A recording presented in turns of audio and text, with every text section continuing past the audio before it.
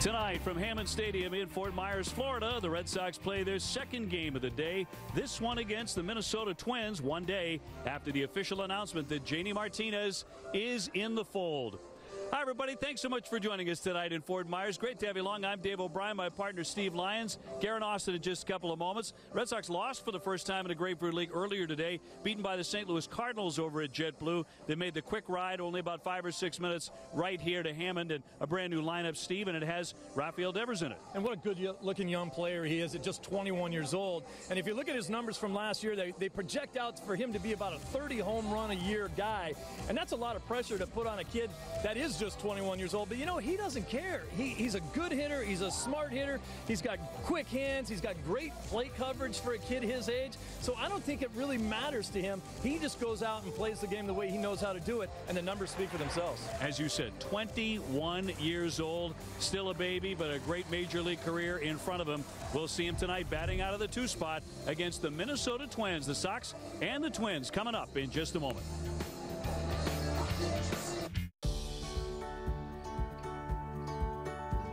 Islandology number 5.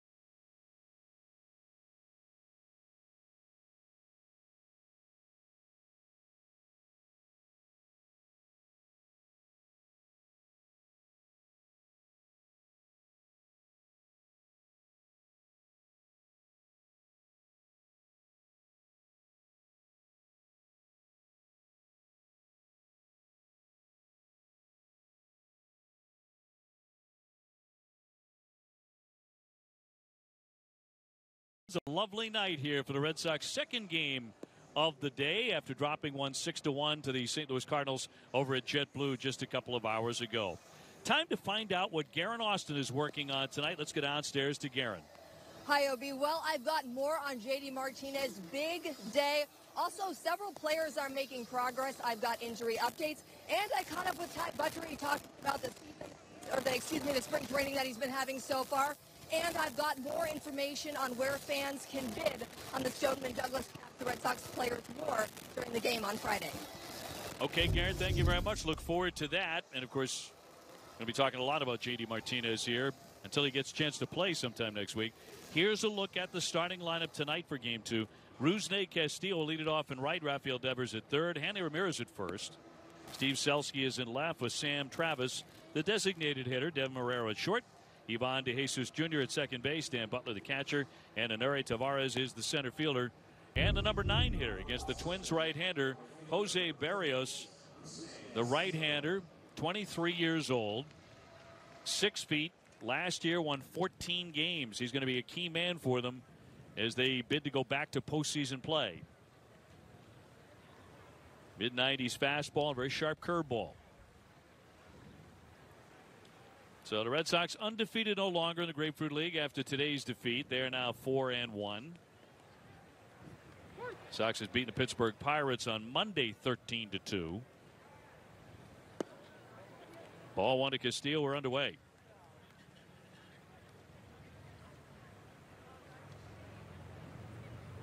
Rafael Devers on deck.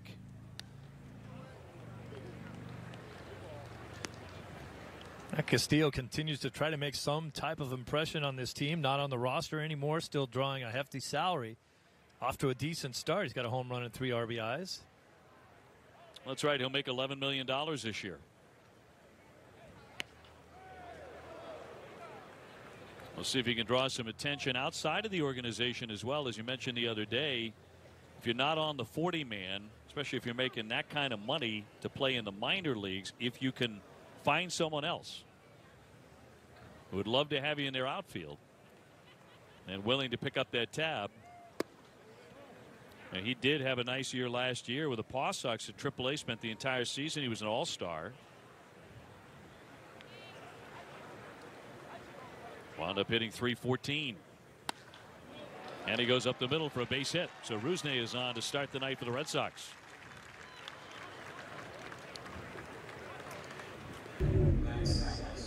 Let's talk the Minnesota Twins defensively around their outfield. Rosario Buxton, the Gold Glove winner, and Kepler out in right field. Adrianza at third base. Polanco, Gordon, and Pacheco round out the infield. Jose Barrios and Wilson are your battery for today. And Rafael Devers to climb in for the first time tonight. Last year became the first player ever to hit 8 home runs in his first 20 major league games before turning 21. Not the only historical note to come out of his season, but the kid started with a bang, to put it mildly. 8 homers, 16 RBIs in those first 20 games. The home run production fell off right after that. He only hit 2 more the rest of the year, but he projects out as a pretty good power hitter, and he has to make adjustments just like teams make adjustments to him.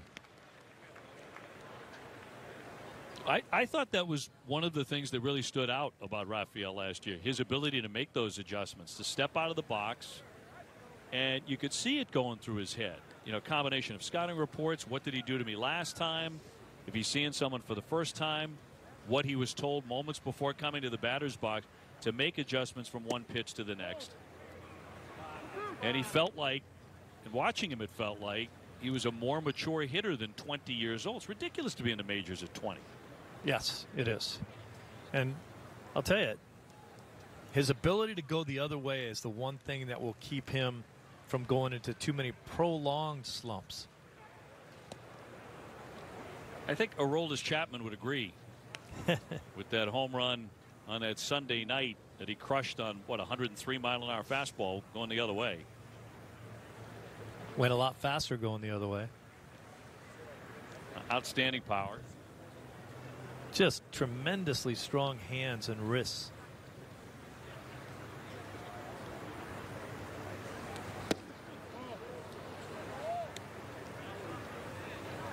They're trying to bury him inside right now.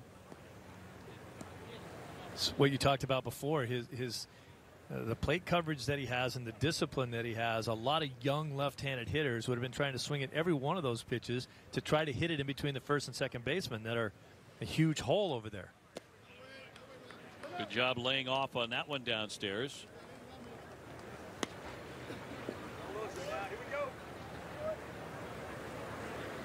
So 3-2 on Rafael. Hanley Ramirez on deck. A lot of the Red Sox didn't get here until about maybe 40 minutes ago. Arriving from camp over at JetBlue. This time of the night, traffic is usually very heavy. And a bounding ball that's going to roll foul. Castillo will retreat to first base. It's going to be very tough to get here, even though it's only supposed to be like a 10-minute drive. Not at rush hour. Not at rush hours for sure. So a lot of the Red Sox finally got here. But Hanley was able to get here earlier, and I would assume get some hitting in a little bit earlier in the cage. Red Sox did not hit here at the ballpark. Hanley, the first baseman tonight, arriving in front of his mates by a little bit. Castillo was off and running on the last pitch. I would assume he probably would go again.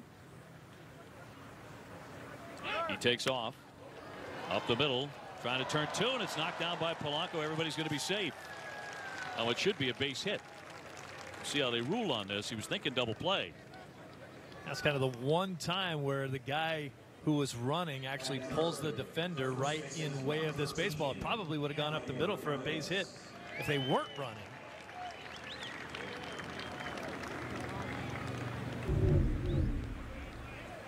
Trying to field that ball on the second base side of second base. Probably should have had it. Yeah, on second look, he probably should have. But you're right. He was trying to turn the double play before he actually had the ball. Plus, who was he going to flip it to? He was already on the other side of second base. Right. They do charge him an error. First and second. Red Sox brewing something early here for Hanley. Entering the final year of a 4-year contract with the Red Sox. Does have a vesting option for 2019. And he'll take ball one.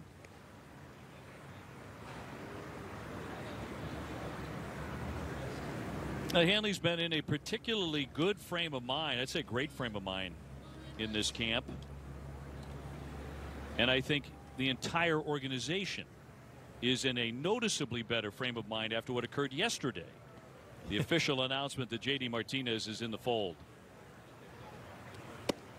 which took a little bit longer than anybody wanted in there for a strike.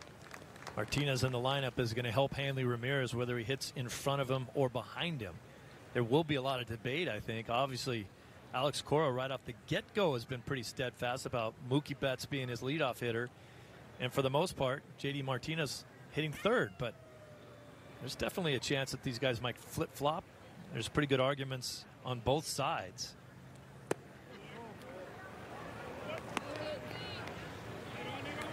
They had a chance to read Alex Spear in the 108 stitches. You know, if you're hitting fourth, you have nearly 10% more opportunities to drive in runs than if you're hitting third. That's pretty significant, really. If you're the number 3 hitter, you love to get that guy up in the first inning. But a lot of times he comes up with 2 outs and nobody on. 2-1 to Hanley. Another good take. 3 balls and 1 strike. Red Sox being very patient here with Barrios early. And I get that, and I understand the math. However, if you know a little bit about Alex Cora and the way he's likely to manage, striking first means more than anything. And getting Martinez up in the first inning with an opportunity to get up, a run or two is huge for him. Sky high pop up first baseman Pacheco. And a foul ground, the infield fly in effect, and he's got it for the first out. And I would tend to agree. I want my best hitter up in the first inning. Well, if your fourth hitter gets up in the first inning, that means there's definitely somebody on. So it's a possibility that you can drive in a run because you're the fourth hitter. But if he doesn't, he leads off the next inning. Just kind of the buzz. They're big on, as you said, getting off to that fast start. As soon as the Red Sox come in to hit, everyone knows that your number 3 hitter, if it's J.D. Martinez, is going to hit in that inning. Don't go get any popcorn. Steve Selski in left field tonight. Runners at first and second, 1 down. And he'll take a breaking ball that backs up inside for ball 1. Yesterday I thought Alex was non-committal about third or fourth. When he was asked point blank, where are you going to hit Martinez in a press conference yesterday with JD sitting right there, along with Scott Boras and Dave Dombrowski. Not like he came flat out and said he's fourth or he's third. He said third or fourth, but he intimated I do like seeing the number 3 guy. My number 3 hitter, if it's Martinez, I want to see him batting there early. I just think that shows his intelligence level, too. Why pigeonhole yourself into something right now? Why do you have to make a decision? Got the entire spring training ahead of him to see Martinez, to see this entire team and the way it reacts. He doesn't have to make a decision until opening day, and then the next day he can change his mind again if he wants.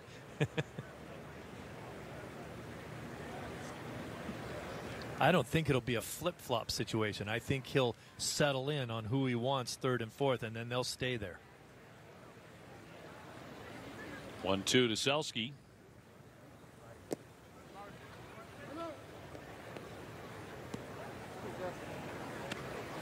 Yeah, I agree with you, though, Dave. I want to see that. I want to see one of my best hitters hit in the first inning. I was surprised to read the numbers of the RBI opportunities that fall to the number 4 guy. Nearly 10% more. That is significant, but it really surprised me. Castillo at second and Devers at first. And a pop up the shortstop Polanco there. Another infield fly. He clinches that, 2 down. So Berrios getting the next 2 men after the first 2 reached. And now Sam Travis will try and salvage something in the inning.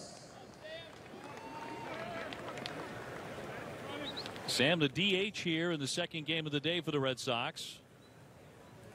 Did appear in 33 games for Boston last year, but 82 with the Paw Sox.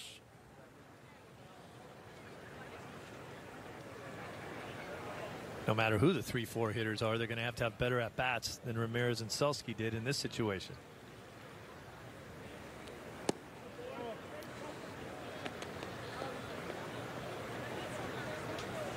Now, among the many things we heard out of J.D. Martinez yesterday was the story about who bought him those tickets or gave him the tickets when he was 19 years old, and he and his sister celebrated his 19th birthday at Fenway Park. It was none other than Mike Lowell. Now, Mike, of course, played his college baseball, was raised in the Miami area, and there's a family connection between the Lowells and the Martinez family. And it came down to Mikey Lowell at that time to leave those tickets for then 19-year-old J.D. Martinez. And J.D. said yesterday, after the press conference, he said, yeah, I got to find Mike Lowell. I got to thank him. It was a great day for J.D. and his sister. Turned out to be a really great day. Yeah, portent of things to come.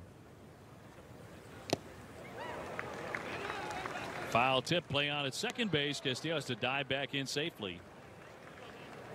Foul tip held by Wilson. So the count 2-2. I think Castillo got fooled by that a little bit. I don't think he was sure that ball was fouled off. He didn't know exactly where it was. Got out there a little bit too far and then had to scamper back. Watch Castillo, top of your screen. He's out there. See, he thought it just kicked away. Or maybe he thought it was a strike 3. Didn't look like he knew what was going on out there, and he was about halfway between second and third. 2-2. So full count. Been a long inning for Berrios. So he's going to throw at least 30 pitches here, it would appear. Well, he was one of their young stars last year. He's working on a changeup. That would be the final piece to his puzzle. He certainly got the 92 to 96 mile an hour fastball, good curve, good slider. He'll definitely be in their rotation. Runners go, and it's fly toward right. Kepler moving over. He'll be an everyday outfielder for Minnesota this year. Our next broadcast, by the way, will come from West Palm Beach on Thursday against the Houston Astros, the reigning world champs. That's at 1 p.m. Steve Lyons will be there along with Guerin and myself, and sometime the night before, Steve will text me to ask me what color shirts we're wearing. And we'll get it right this time? And I told him today what we were wearing, what I was going to wear, and what we should wear, and I showed up in a completely different shirt. Totally different color. Runners take off again, and again flick foul.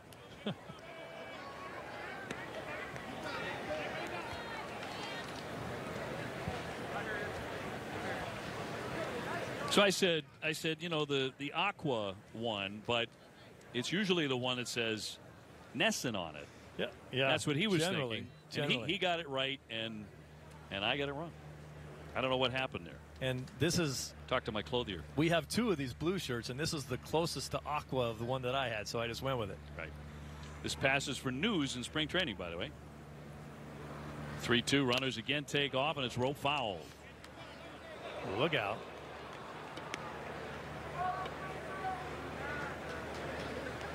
Well, the runners are getting their sprints in. Castillo, Devers, they've been running on the last 3 pitches and had to come back. Berrios is going to get his work in the first inning. He may not come back for a second. Castillo with a base hit. Devers reached on an error. 3-2 again. The runners will be on the move. There they go. And again spoiled by Travis.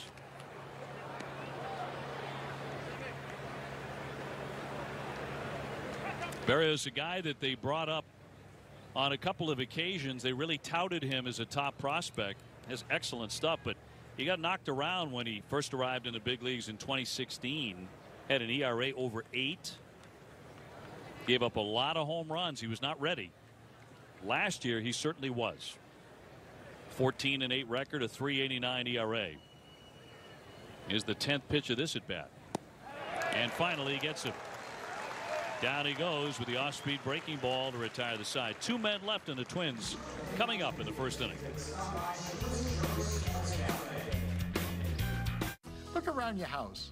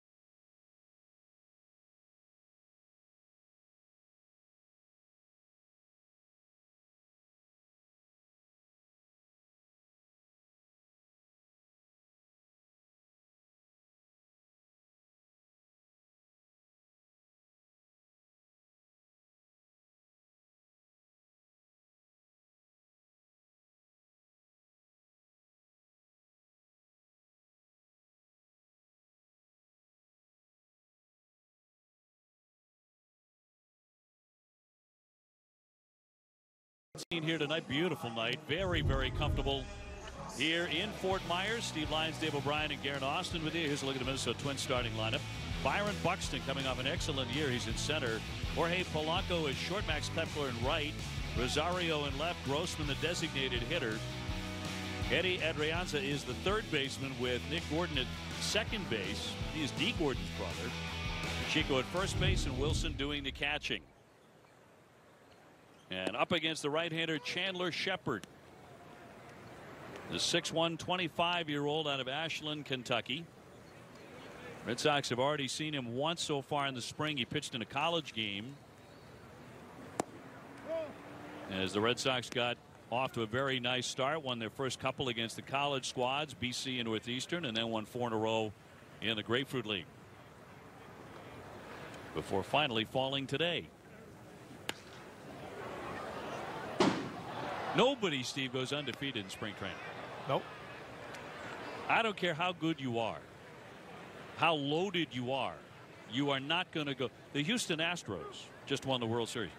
They will lose a lot of games in spring training. For them, that might mean 7 or 8. You've got to play everybody.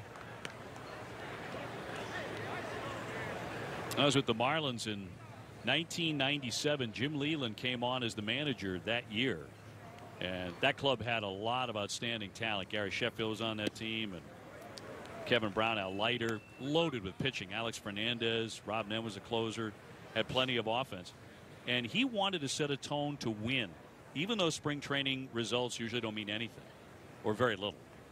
He wanted to start winning immediately, and that team won something like 26 or 27 spring training games.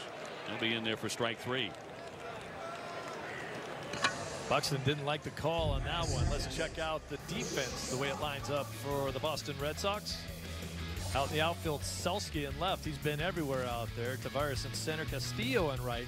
Infield is Devers, Barrero, De Jesus Jr., and Ramirez. Your battery, Shepard and Butler. So one away, Polanco, the shortstop, to bat. No score in the first inning.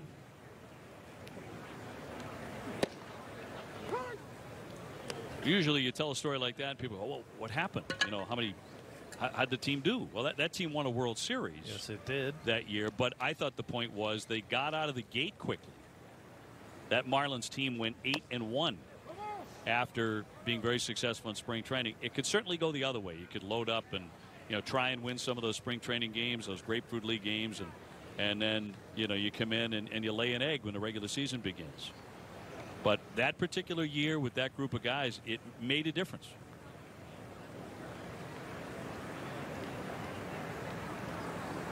Jim Leland might have made a little bit of a difference too, huh? Just a bit. Tag foul. Great manager.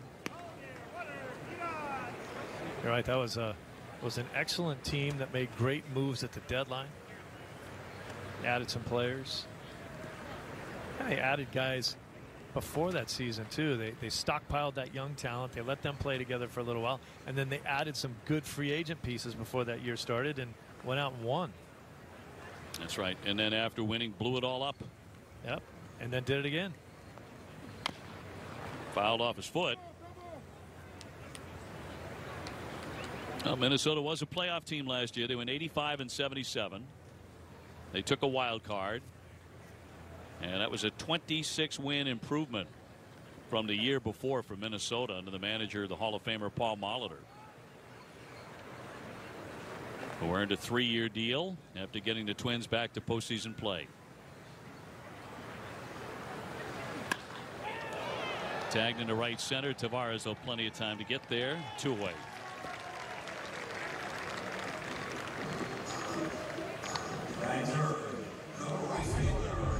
Max Kepler will be next.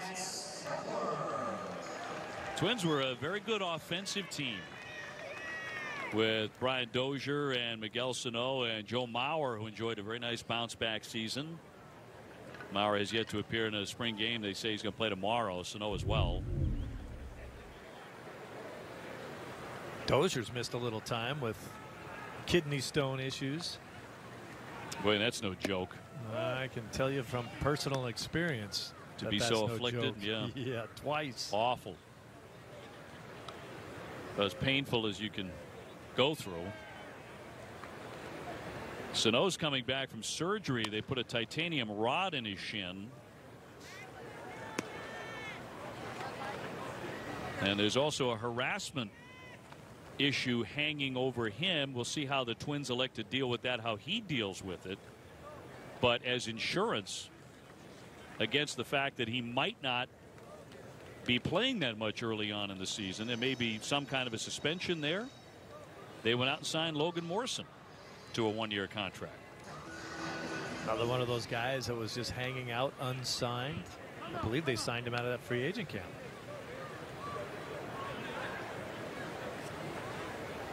I think a little girl threw the baseball back out onto the diamond. Like, no, I don't want it. And go get it. That is so funny when they do that. Mom and Dad are like, no, please. They gave her another one. She got it back.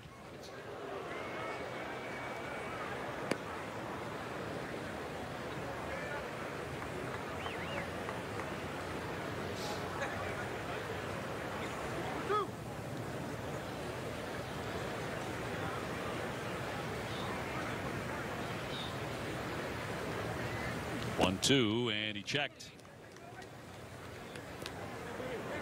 Kepler, a German-born outfielder, an outstanding athlete, hit 19 home runs last season for the Twins.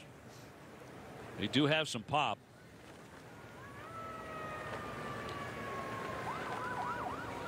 And several of their regulars are playing here tonight, including Kepler. And he'll take a seat. Shepard sets him down. He has a very good first inning with a couple of Ks.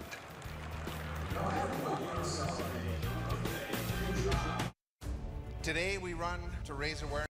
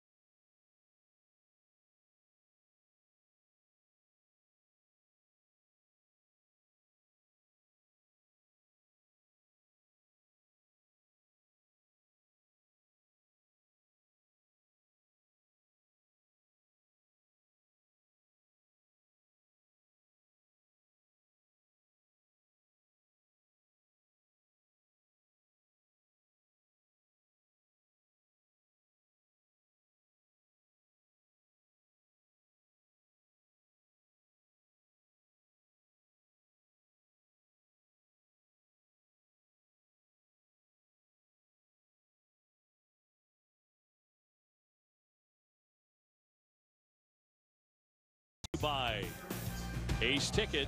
It's more than a ticket. Visit aceticket.com or call 1-800-MY-SEATS. And by Jordan's Furniture, the furniture store of the Boston Red Sox. Second inning coming your way. Red Sox nothing, Minnesota nothing. The Twins have gone to another pitcher, and it is the veteran Anibal Sanchez. You may remember him very well in his Detroit Tiger days, pitching against the Red Sox in the American League Championship Series in 2013, when he was just electric. He had one of the best sliders I've ever seen in that series. Almost no hit the Red Sox in game 1. Well, he's done that before too. He's got a no-hitter. Look at him last year, kind of a disastrous season, a 6.41 ERA. And his year before that wasn't good either, so he's due for a bounce back. And he's hoping to make this ball club. You know, there's rumors out there that the Twins are toying with going with a 4-man rotation and adding at least another guy to the bullpen. Yeah, they get some off days early. I think they might be able to pull that off. As Devin Marrero is the hitter, the shortstop, followed by DeJesus and then Butler. Maybe expanding on the new wave of how pitchers are looked at. They don't necessarily care if their starter goes deep into a game.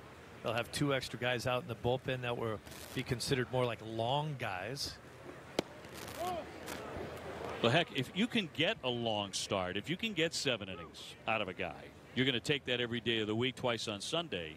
But your point being, if a guy scuffles that 3rd time through or even the 2nd time through the lineup, teams are no longer reluctant to pull him. Or if there's just a rumor that he can't get through the 3rd time and they pull him out. Well, that's right. If the analytics say that 3rd time through he goes from a .216 batting average to .345, yeah, then ask the Dodgers about that.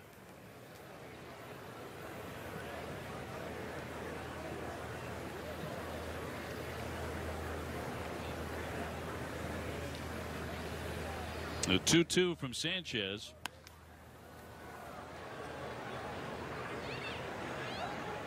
Now the Red Sox regular season home opener is April 5th at 2:05 against Tampa Bay. The Yankees and the Orioles also come to Fenway on that first homestand. It's a 10-game homestand. And the Red Sox make a trip to the West Coast to see Mike Trout and the Japanese phenom Shohei Ohtani for the first time.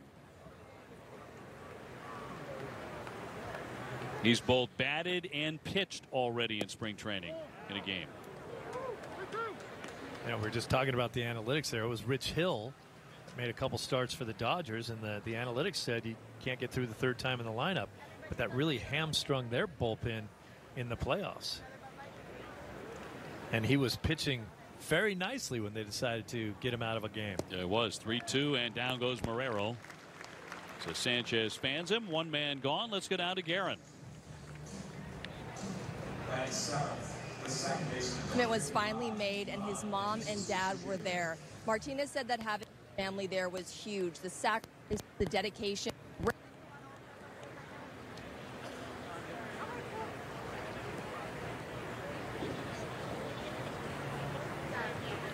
Okay, our apologies. We lost Guerin's mic there, lost our audio.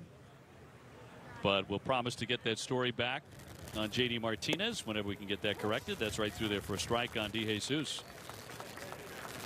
1 down, bases empty, no score in the 2nd. Now, JD yesterday, obviously, I thought looked very relieved, you know, over finally getting it done. He said, I was ready to go to spring training, you know, and ready to get right into the cage and right into playing games, and then bang, nothing. And he's looking around like, well, what happened? What am I supposed to do now? With that long delay until finally the official word yesterday, the official announcement. So he looked very relieved, and time was not granted there. The pitch comes inside.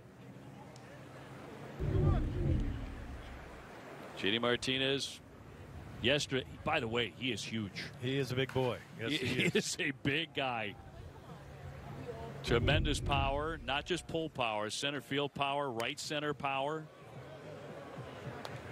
He hit 49 home runs in 423 at-bats or something crazy like that. I mean, goodness.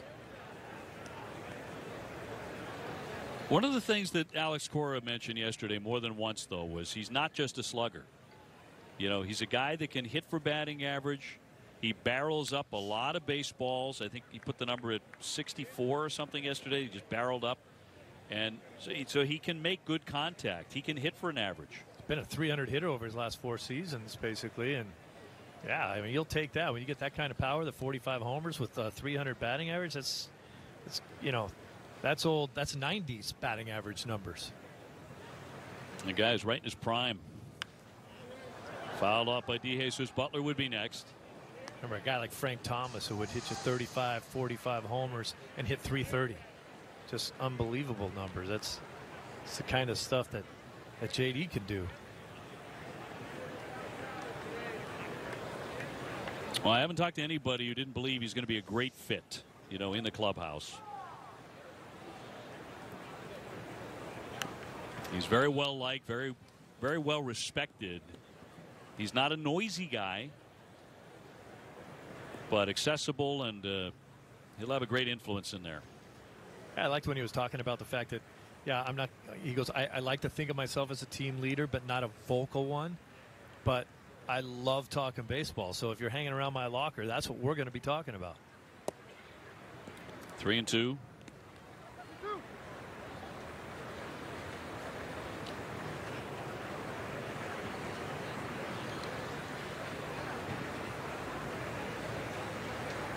DeJesus, 30 years old, been around a little while. He's made a couple of opening day rosters in his career.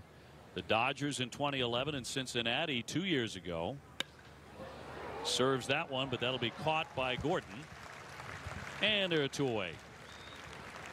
The catcher, number 70, Dan Butler.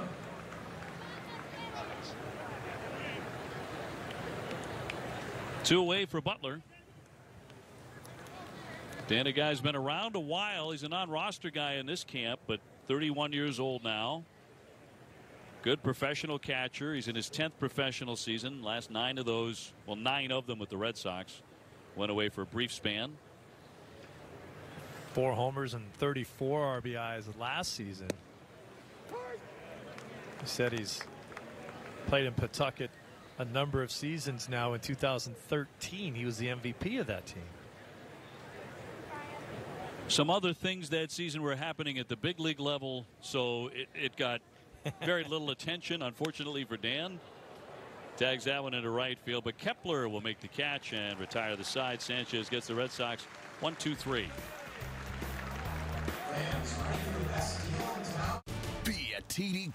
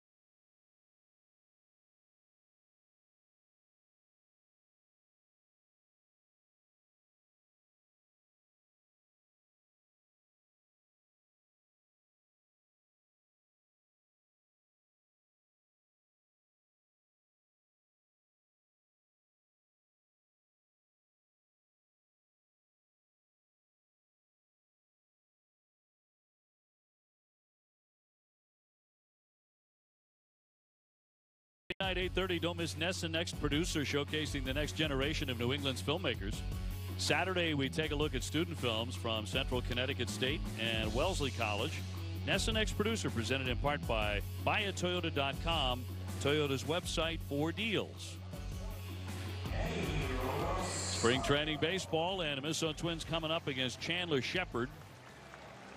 In the second inning, no score here. It'll be Rosario, Grossman, and Adrianza. Nice crowd here tonight. Our next broadcast on Thursday as we get an up-close and personal look at the defending world champion Houston Astros and Rick Porcello making the start. Rick will be on the bump. So beginning to get to that part of spring training where you're more likely to see the guys who have secured their jobs, they're in the rotation or they're in the lineup a little bit more frequently. Red Sox beginning to get some guys from the starting rotation back to work. Drew Pomerantz will pitch on Friday. Looper to center field, and that's going to drop in for a base hit. Rosario is on. No play for Tavares or Marrero. Seems to me there's a different philosophy and a different program with the pitchers in this camp, wanting to make sure you don't wear out a guy like Chris Sale, and Porcello knows what it takes for him to get ready. There's your next two scheduled pitchers. Well, you've talked about Rick Porcello and just how vitally important you've said you believe he's going to be if the Red Sox are going to go deep in 2018. Well, he's got to get back to the form of 2 seasons ago, his Cy Young year, and I think that he has the formula to do that. And does he have to be that good? Well, no, he doesn't have to be that good. That was pretty darn good. That was a Cy Young. 22 season. wins good. Fly to center field, driving back Tavares, but he has room. This one off the bat of Grossman. One man gone. But Dave, sometimes a guy will have a really good year, and the next year he might not have the same season, and he will say, I didn't pitch that much differently. I was kind of the same guy. I just didn't get the same breaks. But I don't think Porcello will tell you that that was the case last year. So he's got to get back to the basics that got him those 22 wins. Everything fell into place for him to get those 22 wins the season before. And you might argue a lot of those things didn't go his way. They always went wrong. I thought he was just a little bit off in his command by the slightest bit. Yep. I mean, Rick's got really good stuff. He's a bulldog of a pitcher. We know how good he can be. And being just a little bit off, possible double play, high throw, and that brings Hanley off the bag, so no double play. They do get Rosario, and they're 2 away. But when you're a touch and field guy like that, and you need to command that sinker, man, if you're just a little bit off. Nice try for the double play right there. Tough backhand flip. That makes it take too much time in order to get the double play. But you're absolutely right. It's a small adjustment for him. Like you said, just off here and there, location-wise, command-wise, a few more walks. Yeah, he does not have to change much. And I saw him working with Derek Lowe the other day in camp. Another outstanding sinker baller, although, that's not just all Porcello throws. He throws a lot of stuff, but I think that he is huge. I agree with you that he's huge if the Red Sox are looking at a deep run in October. Obviously David Price is as well. Those 3 guys, if you can send 3 out today, 3 outstanding starters, and Pomerantz, of course, had a brilliant year last year. Starting pitching ought to be a real backbone for this club.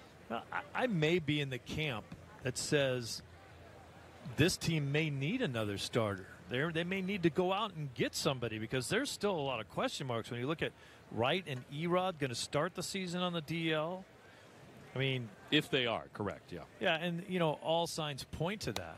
If they're already saying that there's a good chance that that's going to happen, leaves a spot open for guys like Velasquez and Johnson and Elias. But when you look at the history, Pomerantz has had elbow problems in the past. So has Price. So we can't just throw the dice out there and say those guys are going to make 33 starts this season. You hope that they do, and you're counting on it, but you better make sure you're ready if they can't. Well, you're right. You've got to have depth. And you've got a situation like where Brian Johnson's out of options, for example. So what do you do there? The other guys are not. Obviously, Erod's still a young guy coming back from that knee, and Stephen Wright coming back as well. I really think if Stephen Wright can be the guy he was when he had his breakthrough season, anything like that again, that's found money for the Boston Red Sox. Stephen Wright's always sort of been found money for the Red Sox. No one ever expected him to do anything. They'd always say, oh, we'll give him a spot start. He's always kind of really in his corner, really thought he had good stuff when he got his opportunities. He proved that. Okay, made an all-star team. Showed you an awful lot that year. Sure. 2-2 on Gordon. As mentioned, D. Gordon's brother, not as fast as D. Just as skinny. Just as skinny, a little bit stronger, from what we're told. Said he did put on weight before he came back for spring training this year, but I'm not sure where it is. Adrianza on at first base, and 2 gone. And tagged to left center.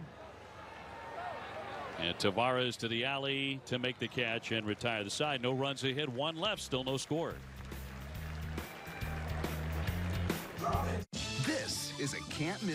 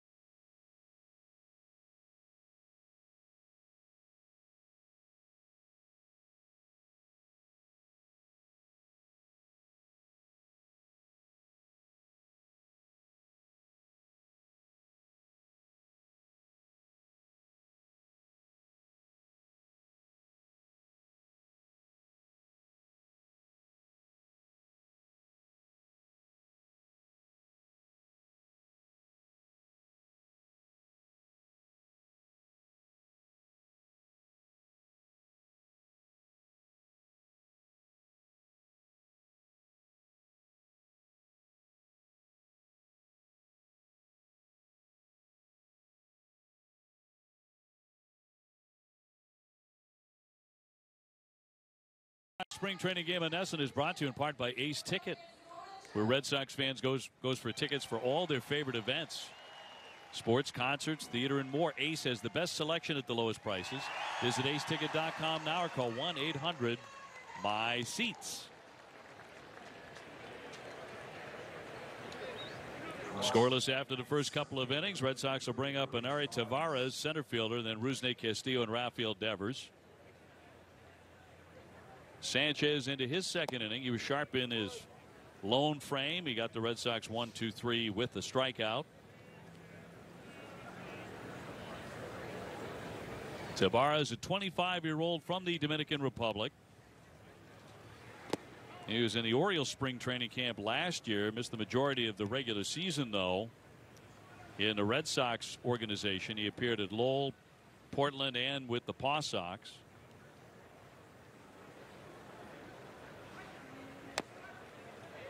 Did hit .377 at Portland, but that was only 18 games.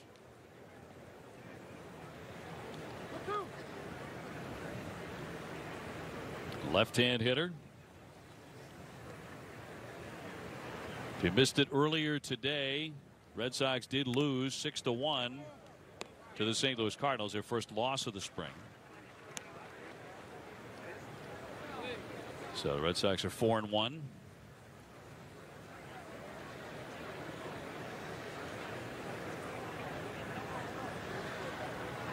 Anibal Sanchez with the 1-1.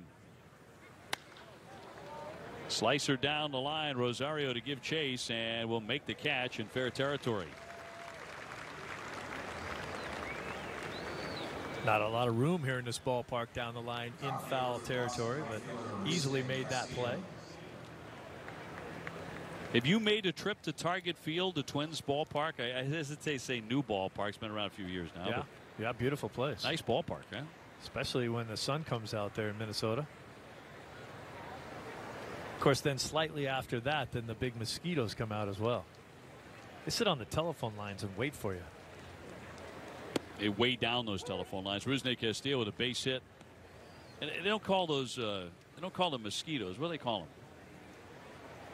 They name them, actually. Henry, John. Got names for everybody, yeah. Yes. There goes Bob.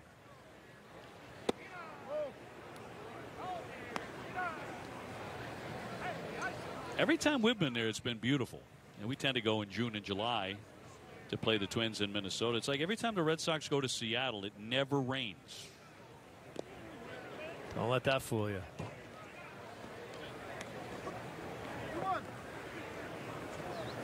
That's just something they tell people from Los Angeles who come up to visit. So they won't move there. Yep. Oh, it rains all the time. It's miserable here. You shouldn't come. What are you doing here? And that's beautiful. Tag down the line, a rocket into the corner, but that's a foul ball. And Rusney with a base hit first. Only hit for the Red Sox so far. And he really is a fascinating case when you get right down to it. Star in Cuba, signed for huge dollars with the Red Sox. It just hasn't happened for him. There's not a spot on the ball club for him. He's not on the 40-man. So what do you think goes through Rusney Castillo's mind as he shows up for spring training? And he's actually swinging a very good bat. Yes, he is. Like as you say, he played well last year. He was an all-star. He's swinging the bat well right now. I think the learning curve really hurt him. I just don't think he was ready to be a Major League Baseball player. I think he was fundamentally stunted before he got here. I think he's had to learn the game on the run. Polanco will fire a strike to get him. Two-way. His age maybe works against him a little bit. He's not a kid anymore. What, is he 29 now? He's 30. 30 years old, yeah. 1 for 2 in this one. Had a 3-hit game the other day. On the topic of age, here's the 21-year-old Rafael Devers. Reached on an error in the first inning. So he is 0 for 1. How about 21? You show up to the spring training camp of the Boston Red Sox and you know you are the everyday third baseman. You've got the gig. Makes it easier to go out and play.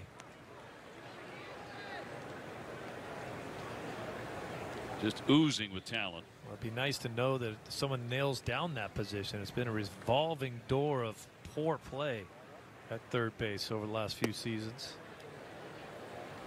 You got a shot there, Dave Dombrowski and Tony La Russa. Tony to his left. Frank Wren there as well.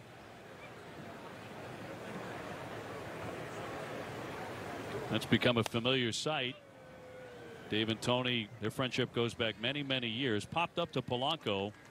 And a quiet inning for the Red Sox. They'll go 1, 2, 3 here in the third. It's Jim from Ace Ticket. You know, for years I've been telling you about the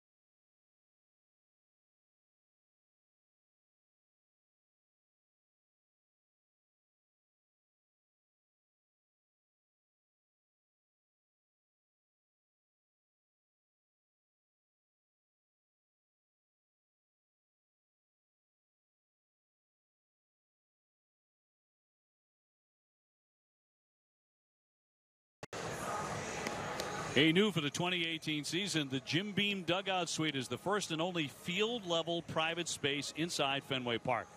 It's a brand new experience, puts you and your guests closer to the action than ever before. This is the new thing at Fenway this year. It seems every season there's something, and this will be terrific. Email premiumsales@redsox.com or call 617-226-6912 to learn more about the Jim Beam Dugout Suite. On to the last half of the third inning, Minnesota to come to bat. And Roenis Elias, the left-hander, who has a chance to make this ball club as a number 5 starter. He was one of the candidates that Alex Cora was talking about a couple of days ago. He'll come on to take on 8, 9, and 1 in their batting order. He spent most of last season on the DL in the minors with a strained oblique. This will be his 3rd inning of work in spring training. He hasn't got a couple strikeouts, hasn't given up any runs. There's the numbers in Pawtucket. Didn't pitch much down there either. Jordan Pacheco will take a strike. Young first baseman, then it's Bobby Wilson and Byron Buxton. So if I said to you, without looking, who won the Gold Glove in center field in the American League last season, your answer would be? You did say that to me, and I got it wrong. And you would not be alone, and you follow baseball very closely. Well, in our division, you can't help but follow the tremendous center fielders that are in the league. Look at Bradley and Pilar. Kiermaier. I thought Kiermaier won it. And he's won it on 2 occasions, but did not win it last year. It was Byron Buxton of the Minnesota Twins. And the coaches that I talked to, many of whom voted for that award, said it really wasn't close, that he was that much better than everybody else. I talked to Mike Quaddy today, who's a AAA manager here for the Twins and has spent a little time with Buxton. He says, I'd be biased because I'd probably say yes. I haven't seen him play last year in the big leagues, but he goes, let me put it to you this way. He goes, there's nobody out there that's better. He might not be the best, but, you know, and he said the same thing. You can flip a coin around 5 guys that are just tremendous. Yes. Most of those guys in the American League East. Yeah, it's loaded at that position. So, you know, Jackie Bradley has a battle on his hands to win his first. If it's going to happen this season, Pacheco is on. Now, when we watch Jackie night in and night out, it's hard to believe that there's somebody better than that in someone's opinion in center field. And, you know, Dave, I believe that works against you as a player, too. When you see a guy night in and night out, you see the warts after a while. You know what I mean? You see all the mistakes he makes. Sometimes we see Buxton 7 games, 8 games a year. Even when we see Kiermaier, you know, see him 20 times a year, you can say, oh, my gosh, this guy's so good. And you see him on the highlights. But I think it lends itself for you to say, maybe he's not that good when you see more of them. And neither you or I have that opinion of Bradley. Not even remotely.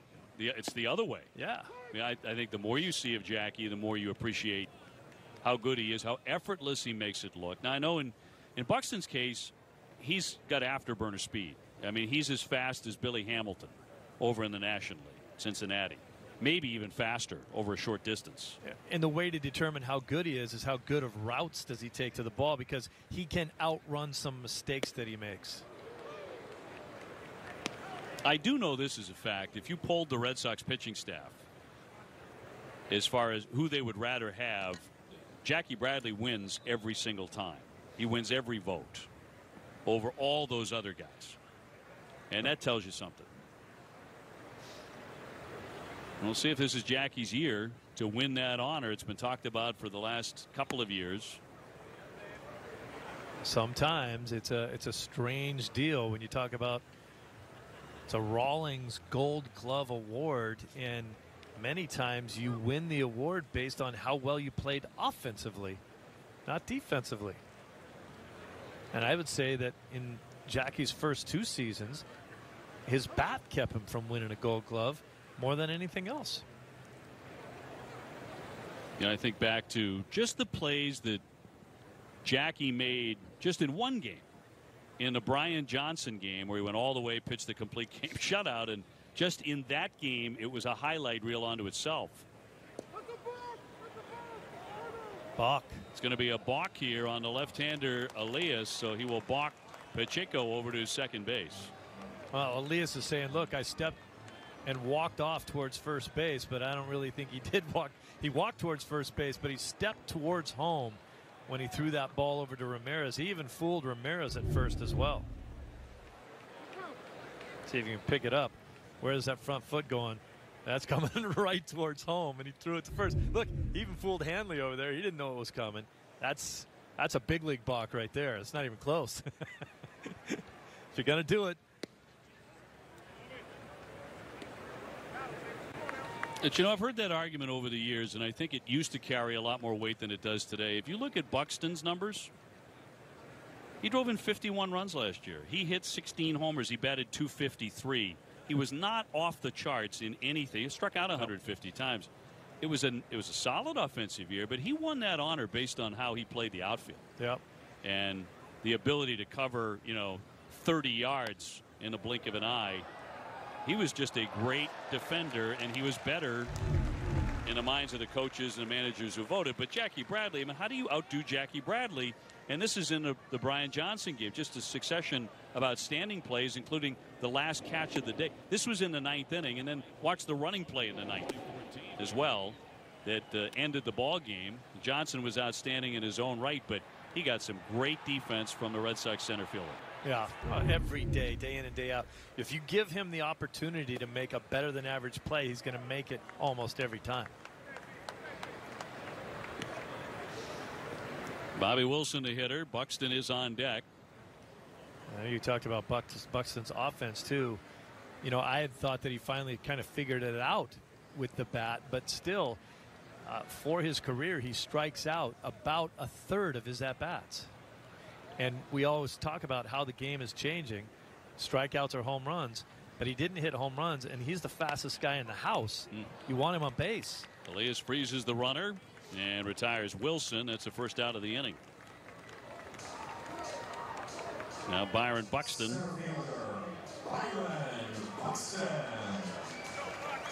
They watched him become a star last year. He was a big part of the Twins' success. Remember that everybody gave up on the Twins because it felt like the Twins gave up on the Twins when at the All-Star break they started to trade off pieces. It almost looked like they were saying, okay, they're closer. We're closing up shop. We're done.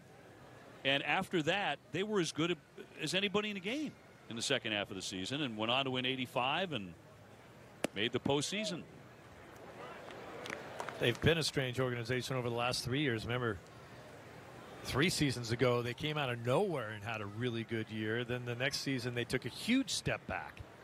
Like it wasn't even the same team. Even Molitor said they had such success early that they didn't know how to handle it, and they thought it was just going to fall in their lap, and then came back in 2017 and put it back together a little bit. A 26-win improvement.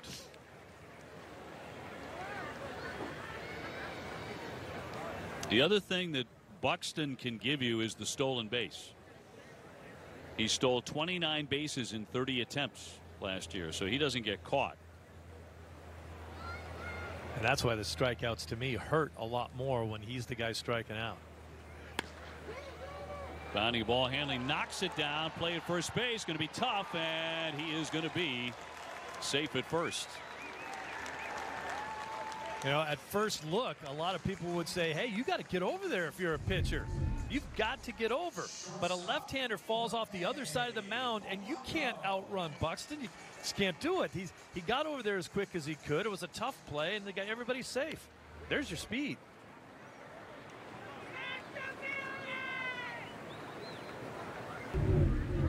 Yep, not even close in the end. So first and third. We'll send up Polanco. He's 0 for 1, a fly to center. Yeah, it's just a base hit. I mean, you just can't complain about that. There's no one there to get him.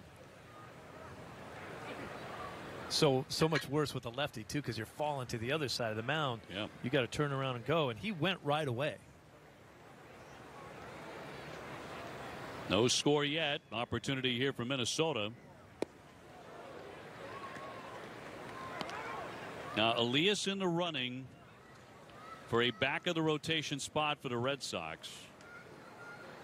He was acquired from Seattle in 2015 along with Carson Smith. You may recall that trade, and he won 10 games for the Mariners 4 years ago when he was a rookie. He had a very good rookie campaign that year. ERA under 4. Oh, he looks like another again. balk. Indeed, and that is going to force in a run. Second balk of the inning on Elias. Well, they're certainly seeing the exact same thing that they don't like. You know, a lot of times a left-hander, he's got his move and he doesn't really make an adjustment.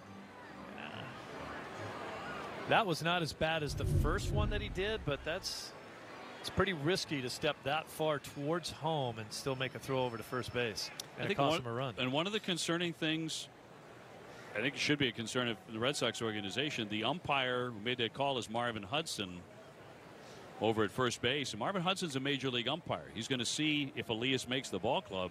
He's going to see him again. And that goes right in the memory bank. I would imagine there'll be a conversation, maybe even involving Alex Cora after the inning. You can't argue a bunt. That's an automatic ejection. You come out to argue it's like balls and strikes. You can't do it. But you can have a conversation. You can have a conversation after the inning. And the last thing you want if you're a left-handed pitcher is knowing that there's an umpire that thinks you balk on your best move. Yeah, if he finds his way into a game in ninth inning against the New York Yankees in September, you better make sure you're not balking. And lefties get away with everything over there. It's rarely called, but I don't disagree that he balked on both of those. Really think he did. So Alex over there with both Ron Renicky and Dana Levangie, the new pitching coach. Hammered a short runner trying to move up, throwing to third. That was ill-advised and got him. Cut him down. Devers with the tag. So Buxton is fast. He's not fast enough to make a base running mistake like that and get away with it. Trying to put real pressure on the defense of the Red Sox, but the one thing he can't outrun is a good arm. Can't outrun the baseball. Well, Marrero's such a heady defender. I like the way Devers kind of came off of this bag right there and put the tag on him before Buxton had a chance to get to the base, so it was obvious he tagged him before he had a chance to be safe. Kepler 0 for 1, a strikeout victim in the first inning, runner at first base. There is a run in on the balk. The second of the 2.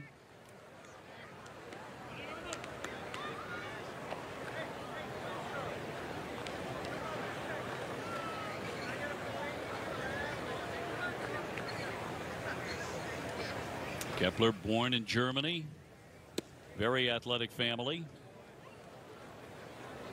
This couple of years he's faded a little bit come August and September. Yeah, his numbers were virtually the same this past season as they were the year before, but he had 100 more at bats. Red Sox putting the big shift on for Kepler. And that's going to get him. That'll hit him. So Kepler is on. Kind of an ugly inning here for Elias. Yeah, he's got to put it together right here. This ball Kepler doesn't even care. I just turn away from it, let it hit me in the back, and I'll take my base. 2 balks, a hit batsman, and a walk, along with a base hit. Kepler was a big tennis prodigy. He was invited to the Steffi Graf School of Tennis in Florida when he was a teenager. Didn't really pick up baseball till later on. Yeah, he's a heck of an athlete. Parents were both professional ballerinas. Well, they have their starting outfield. It's a very good outfield on display here tonight from Minnesota, including this guy, Eddie Rosario, who singled his first time up. Rosario, a very solid year last year, hit .290 with 27 home runs. Out of nowhere, too, don't you think? I mean, that was like, whoa, this guy, where did they get him? The Twins are going to be good again. They're going to be a very tough out. Rosario hit .290 to go along with those big power numbers and the RBIs. A conversation there in the Twins dugout. Not sure what that was about. Now Marvin Hudson is actually interacting with the Red Sox dugout. And, oh, yeah, I'm sorry. You're right. And I think just confirming how many outs there were. One thing we're going to be very busy with this summer is counting mound visits, which is going to be one of the things that Steve is assigned to. Counting mound visits. It can only be 6 unless you go to extra innings. After 3, I'll forget. I wonder whose job officially that is. I'm sure it falls on the umpires. I'm just wondering which guy has to pay attention. Ripped to right field. Castillo with room, though, and he will make the catch to retire the side. Could have been worse for Elias, that's for sure. He gives up 1 run. Want to make your trip to the ballpark more memorable? Try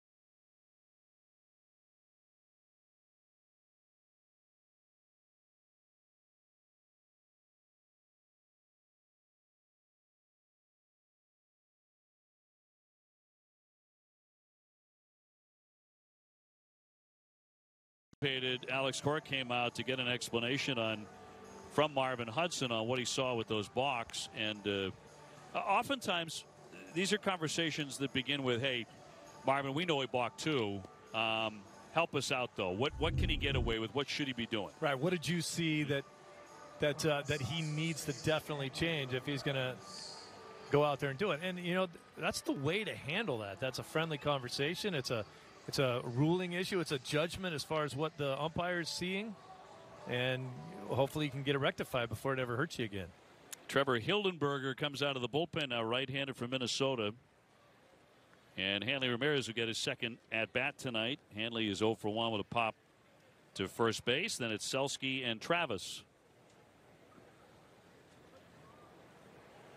Hildenberger's name barely fits on the back of the uniform.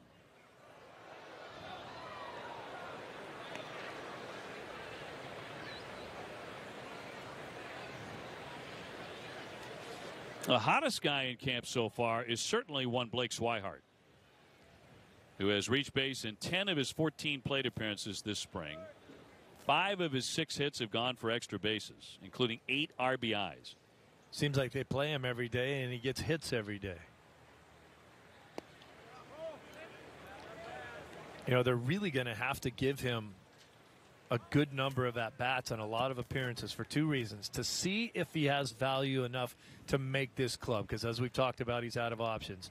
Or to see if another team out there values him enough to offer to make some kind of deal that makes sense for the Red Sox. Well, another guy who's in a terrific frame of mind. We were talking about that with Hanley and Blake Swihart. Same thing. And, you know, he knows what he's up against, trying to secure a spot on this ball club. But he's off to a great start. He's in outstanding shape.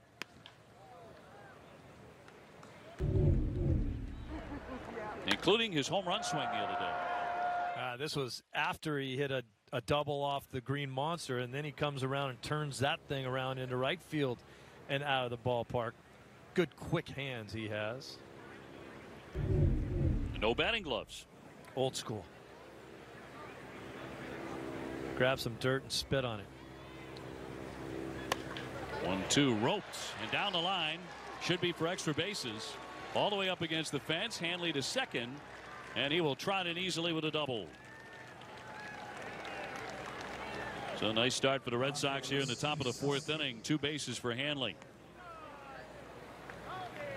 Every time Hanley does something, you worry a little bit, but he's in much better shape. He's dropped some weight. That's a nice swing. He's just worried about timing right now. He went down and dug that ball out of the ground almost, and then easily running down to first and into second base with no problems at all. But when you say that, you worry about, what do you worry about? Injury. He has gone through series of times where he's very injury prone. You worry about any time he slides. Saw him play left field, run into the wall and hurt his shoulder. Every time he slides into second base, it takes him 3 minutes to get up. You just worry that he's going to be hurt. Not a kid anymore. Selski 0 for 1. He has popped up to short. Sam Travis on deck. Red Sox trailing 1-0. That run was balked in.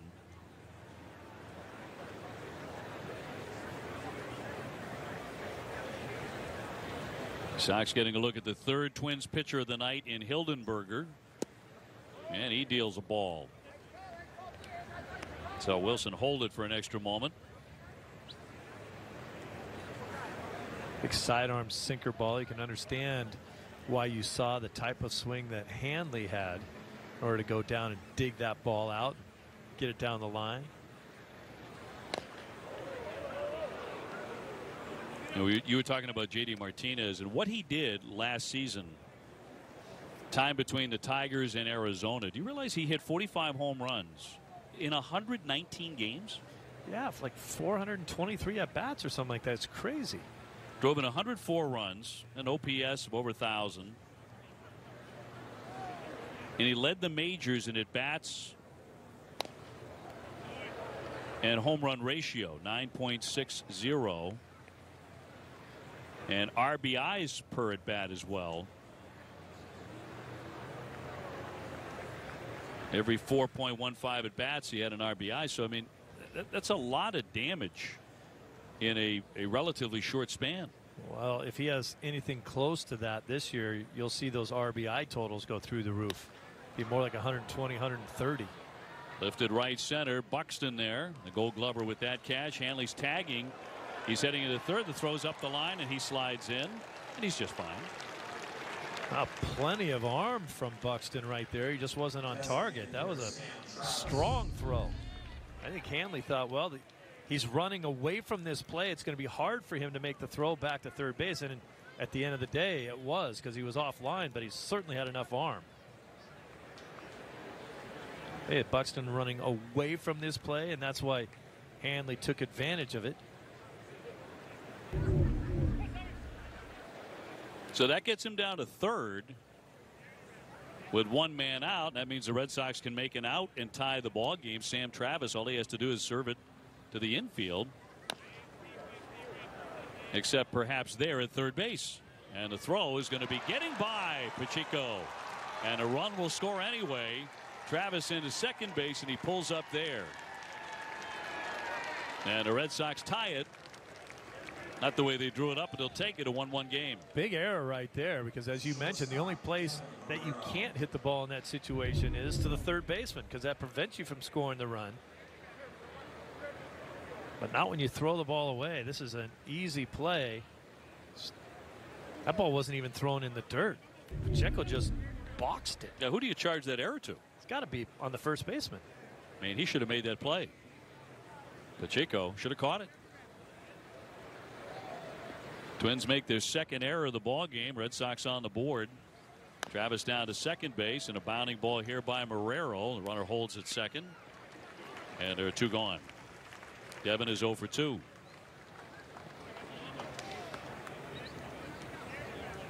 And DeJesus scheduled to bat next. The Red Sox will be hosting the Pittsburgh Pirates tomorrow over at JetBlue at 1:05.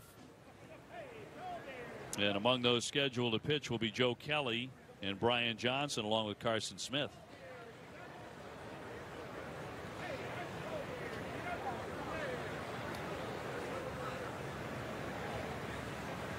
We will not televise that contest, but we will be on the air on Thursday on Fox 25. Boston 25, and that'll be Rick Porcello on the mound.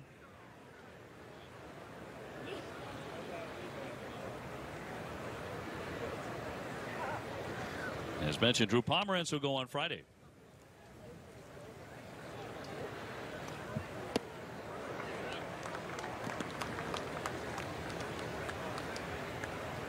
Got to think those guys, they understand what it takes for them to get ready, but they also must be chomping at the bit. They've been down here for a while. Talking about the regulars. Yeah, the regular starters too. Yep. Johnson's been on the mound, but Pomeranz has not. Line shot, base hit down the line. Travis will round and score. It's going to go to the corner. DeJesus to second base. His RBI double has put the Red Sox in the lead 2-1. But a nice swing on this one to slice it down the line. Really smart hitting there. Just take the ball down and away from you. Shoot it right down the line. A little bit of a different approach. When you see a sinker ball pitcher, I usually think the left-handed hitters should try to hit the other way, and the right-handed hitters should try to pull them.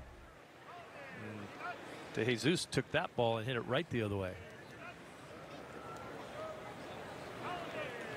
Especially when they're a submarine guy, because that ball breaks so much. You want to get out and hit that ball before it breaks. The only way to really do that is get the bat head out and pull it down the line if you're a right-handed hitter. Sends up the catcher Dan Butler, 0 for 1, fly to right field. Always great to see Jason Varitek, Red Sox captain, on hand working with the catchers and providing all sorts of wisdom and knowledge from his great career. Tech, one of the guys working as an instructor. Saw him earlier tonight in uniform. A swing and a miss. Butler down, hacking away, and he'll be retired. A strikeout victim. But the Red Sox get a couple of runs and now lead it 2-1 in the fourth. Attention Twins fans, save your ticket stub from today's game.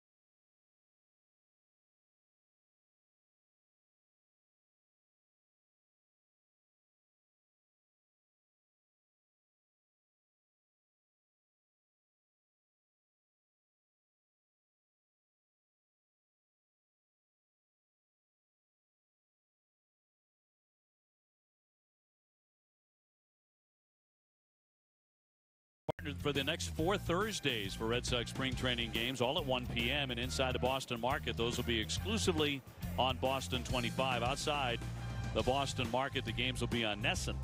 This Thursday at 1, Red Sox travel to West Palm Beach to take on the World Series champion Astros. Boston TV market includes the Worcester area and all of southern New Hampshire.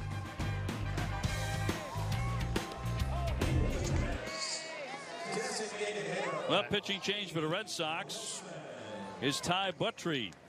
Last year between Double and Triple A, 2-5, a 4.81 earned run average. And he inherits a 2-1 lead. Twins will bring up Grossman, Adrianza, and Gordon. This is part of the Chairman's Cup, which when Steve played was known as the Mayor's Cup. Between the Red Sox and the Twins, the second of 7 scheduled meetings between the two. Red Sox have 1 win in the bank back at JetBlue. And I know it's a coveted cup. And Steve, I know you count it as one of the highlights of your career to be on a Mayor's Cup winner. Well, you know, last year TC couldn't figure out what it was. We were calling it the Chancellor's Cup, America's Cup, Tin Cup. The Tin Cup. Tin Cup wasn't a bad movie. Oh no, I enjoy. I mean, Kevin Costner. Sure. Little Wind Roams. And you know who's pretty good in Tin Cup? Rene Russo. Well, yes, but I mean, so was Don Johnson. Don Johnson was pretty good in Tin Cup as the bad guy, right? Grossman 0 for 1. He's flying to center. I mean, as far as sports films go, that was not bad. It might not be there with Field of Dreams or The Natural. Major League. I love Major League. I do too. Major League 1. The second one should have been burned before they should have held a party and just burned it. Well, they got a paycheck. But the first one was tremendous. Very authentic, I thought. I'd say easily Major League is my favorite baseball movie. No, it's not your favorite. It's your favorite baseball comedy because it's not in a league with those other films I talked about. What, Field of Dreams? It's not. It's with The Natural's a work of art, for crying out loud. Is Field of Dreams a baseball movie? Well, of course it is. Yes, it has know. shots inside Fenway Park, Steve. Of course it is. I think it's a story wrapped around baseball. It's that too. It's a bit of a fable. DeJesus digs it out. We'll continue this argument in a moment. Right now, let's get it down to Guerin. Thanks, OB. We'll try this again. Well, I caught up with Ty Buttrey, guys, and he was telling me that there is a big difference between Major League camp and minor league camp. He said so far things are going really well, but he's learning a lot of information. He has been working with Pedro Martinez. He said he's been working with him on the backfields and that Martinez has been giving him pointers during his live BP. And, guys, he said it is not every day that you get advice from a Hall of Famer, so it's pretty cool. He said his goals coming into camp, he just wants to work really hard and put himself in the best position to start the season. And so far, he's happy with where he's at. Well, he seems to know what he's talking about, too. I mean, here comes Pedro Martinez. Pedro Martinez is going to spend some time with me and teach me a couple things. I mean, you don't say anything, do you? Open your ears and keep your mouth shut. A good giddy up on that heater. He's a power guy. You know, occasionally walks get him in trouble, but this is a guy, he's got a big league arm.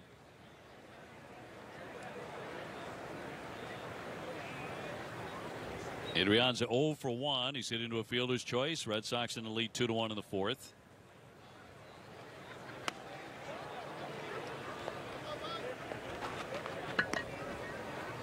Well, you talk about all-time great sports movies. I saw late at night the other night. Was on at like 1 o'clock in the morning. Couldn't sleep. Hoosiers. Oh, yeah. Obviously a basketball film, but just phenomenal. Now you've opened up the genre. Yeah, Slicer. Tavares on the move, trying to make a sliding stab. It's going to get behind him, backed up by Selsky, but it'll be 2 bases here for Adrianza. Tavares could not make the play. Selsky does a good job of backing up this play. He really didn't have a chance to catch this ball. You got to make sure you have communication so there's someone behind you.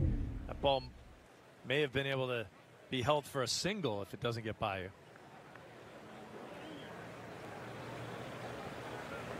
Nick Gordon, his second at bat. He's flying to center, 0 for 1. So tying run at second for Minnesota.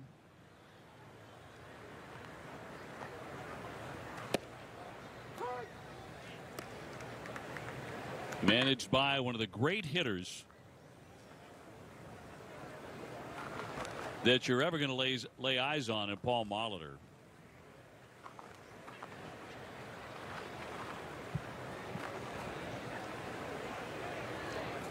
Paul Molitor had a unique style of hitting as well. You wouldn't really teach many players to hit the way he did.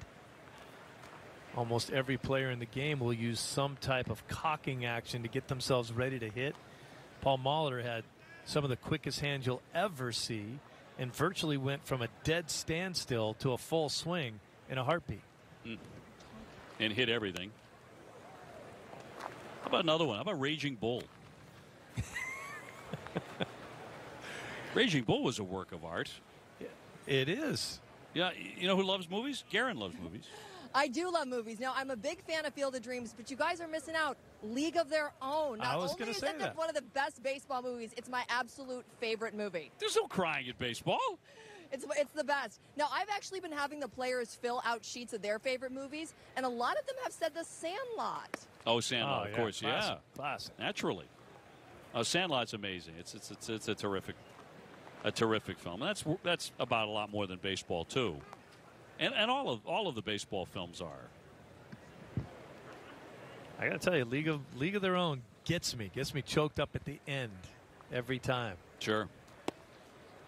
When some of the real players come out and they're playing at the Hall of Fame, Doubleday Stadium. I think an underrated Tom Hanks role.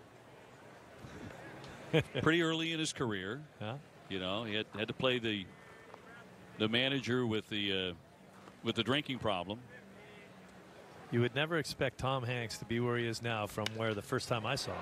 That one's into the alley. That's going to split the outfielders and keep on rolling on top of the warning track. Picked up by Tavares. A run is in. Adrianza scores, and the throw into third is not in time. So this one is tied 2-2 on a triple by Nick Gordon.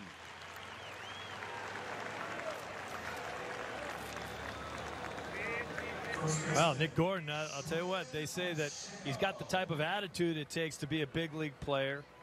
Needs to get a little bit stronger. He was having a great year last year and kind of got tired out, but this ball's pounded into the gap. An easy triple for the speedy Gordon. Now back-to-back extra base hits. The infield will be tugged in now by the Red Sox. And Pacheco, the hitter, he has scored a run. That was earlier in the ballgame in the third, and he was actually balked in by Elias, who committed 2 balks in that inning.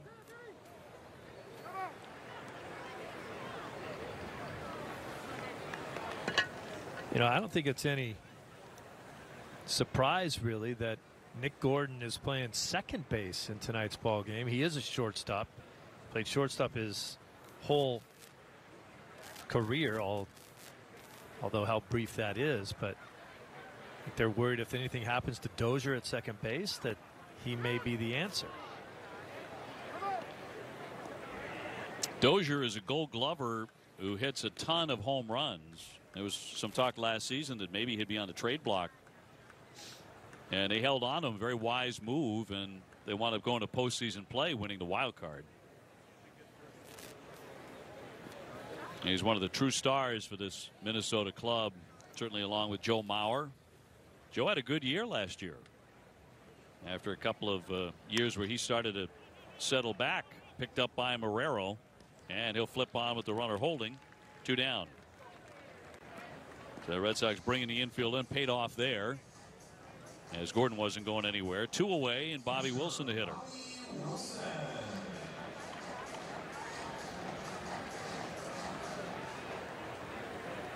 Tied up 2-2 here in the 4th. Wilson's 0 for 1. He's tapped back to the pitcher.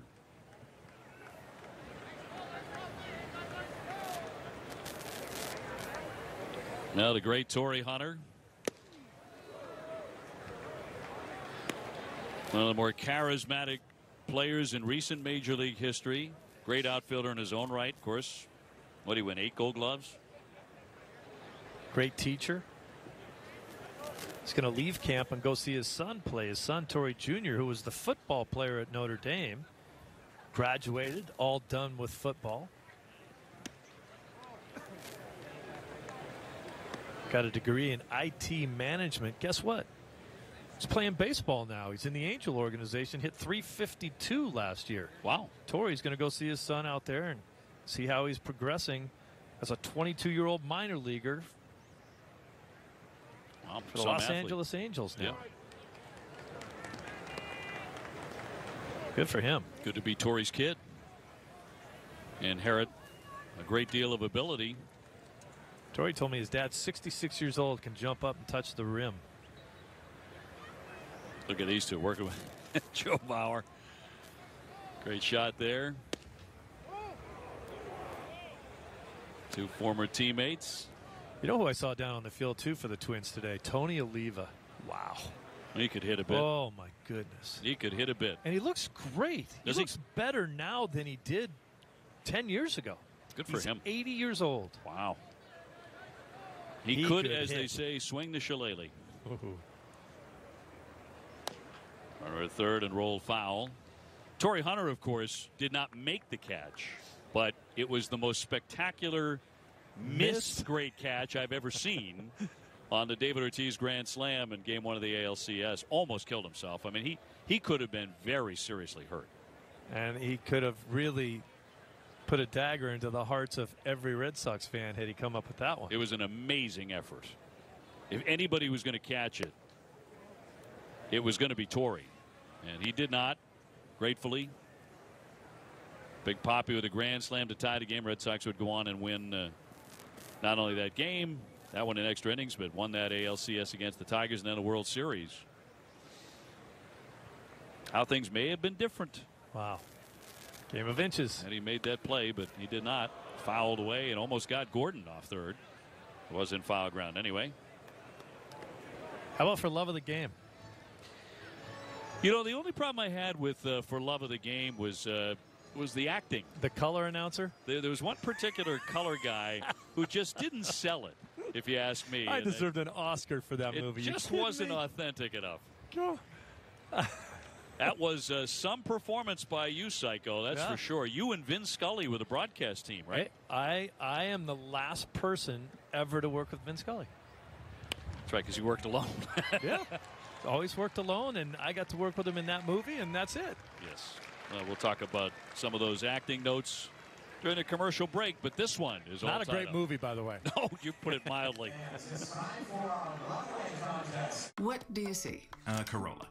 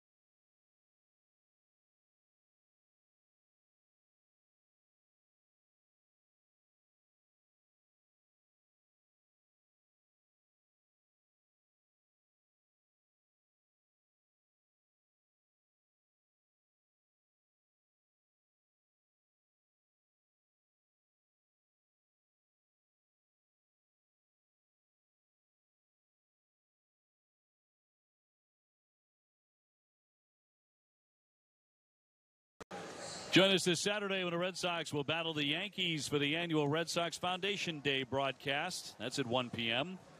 Foundation will be auctioning off a limited number of game-used jerseys featuring the Red Sox Foundation patch. To bid on your favorite player's jersey and for more info, visit redsox.com/RSF auction. Red Sox Foundation Game Day on Nesson is presented by Biogen Foundation, igniting a passion for science. Locked up 2-2 here as we bring into fifth inning.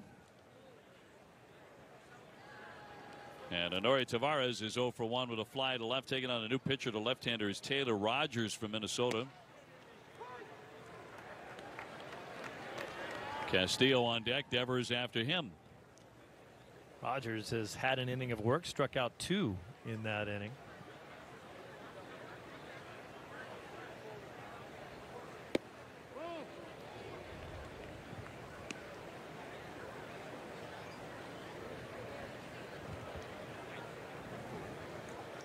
Look at those numbers. 69 games last year for Rogers. They're running him out there. Kept that ERA right around 3. Workhorse.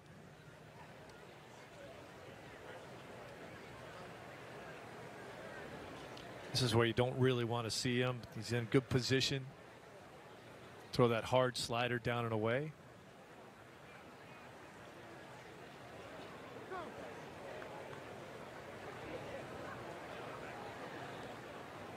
The 2-1 to Tavares. And got him. Saw those knees.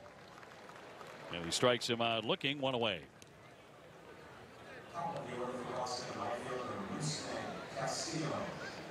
Rusney on the night, 1 for 2 with a base hit. It's an interesting pitch right there when you think about it. I called hard slider down and away. Went with a curveball instead. If you're a left-handed hitter and you're thinking slider down and away, you're kind of leaning out over. He throws that curveball at you, just buckles your knee, and you can't pull the trigger. Gordon will pick this off the dirt. 2 down. Castillo with a base hit his first time up, 1 for 3 now. Devers will be next. Rafael tonight has reached on there by the shortstop and popped to short. The only other players since 1913 to hit safely in at least 17 of their first 20 games before they got to the age of 21 were Roberto Clemente and Pudge Rodriguez.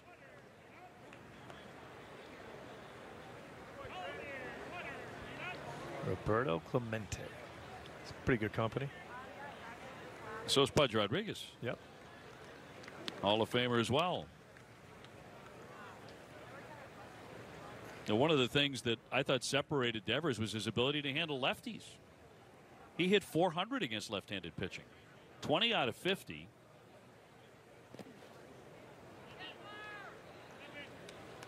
And showed right away that he can handle both sides, lefties and righties.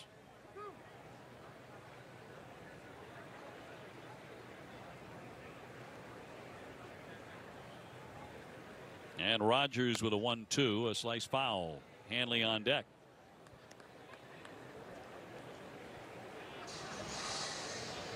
In what way is Field of Dreams not a baseball movie? You have confounded me with that one. There's baseball all over the place. Well, yeah, but it's just... I mean, Shoeless Joe comes out of the corn for crying out loud. Popped up, tested here, Polanco, and makes the play, drops it. Turned around and dropped it. He had the final out in his glove. And Devers is safe at first base. Boy, they've made some strange errors in today's ball game. This is a ball that's supposed to be caught all day long. That's their 3rd error.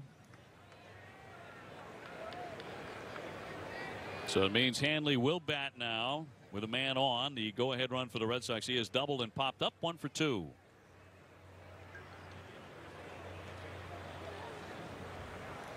I just thought Field of Dreams was a great story told around baseball. There's no question there's baseball in it, but outside of the guys coming out of the cornfield to play baseball, that's the only time you're actually seeing any baseball. It was just the backdrop for a... Yeah, but then you get to the speech by James Earl Jones, which is the central point of the film. But he could have been reading the phone book, and it would have been awesome. True enough, but he wasn't talking about football. He wasn't talking about soccer. Baseball, Ray. Baseball. If you build it. Popped on the infield. In comes Pacheco. And we'll put that away to retire the side. Red Sox do not take advantage of the error. Still tied up 2-2. Homeowner Protection Services can help save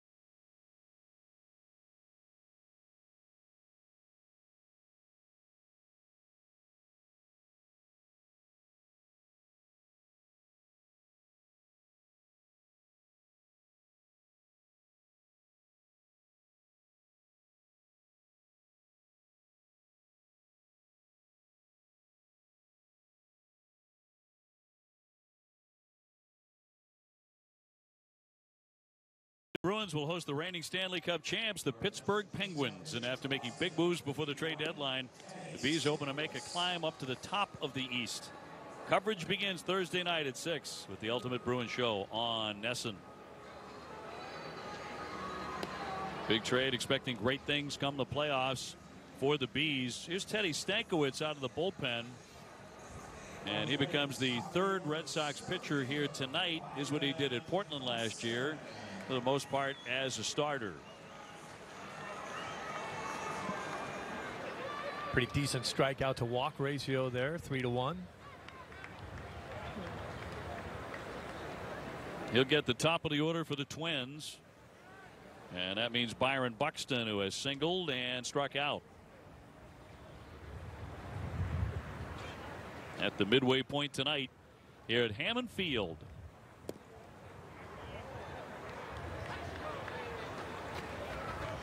Just a short cab ride from JetBlue. Unless it's 6 o'clock in the afternoon. Unless it's 6 o'clock, you hit traffic, and it's more like half hour.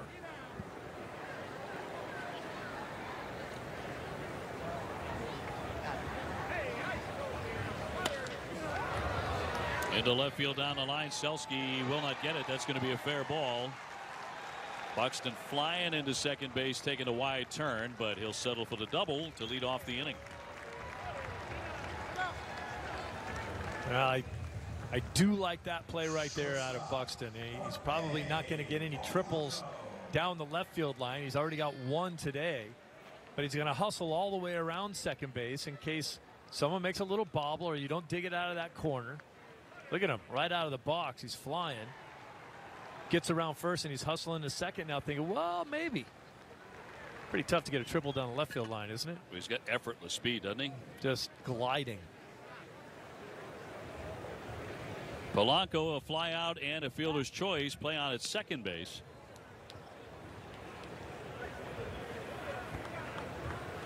Twins have now out hit the Sox 5-3.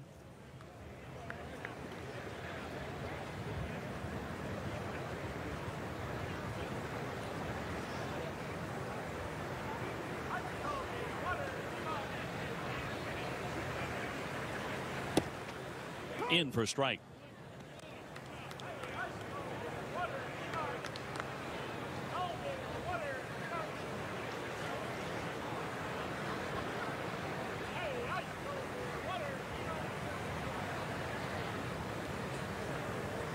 Now, encouraging to hear Dustin Pedroia talk about his rehab and how well that's going. Coming back from the offseason knee procedure. He's happy with his progress.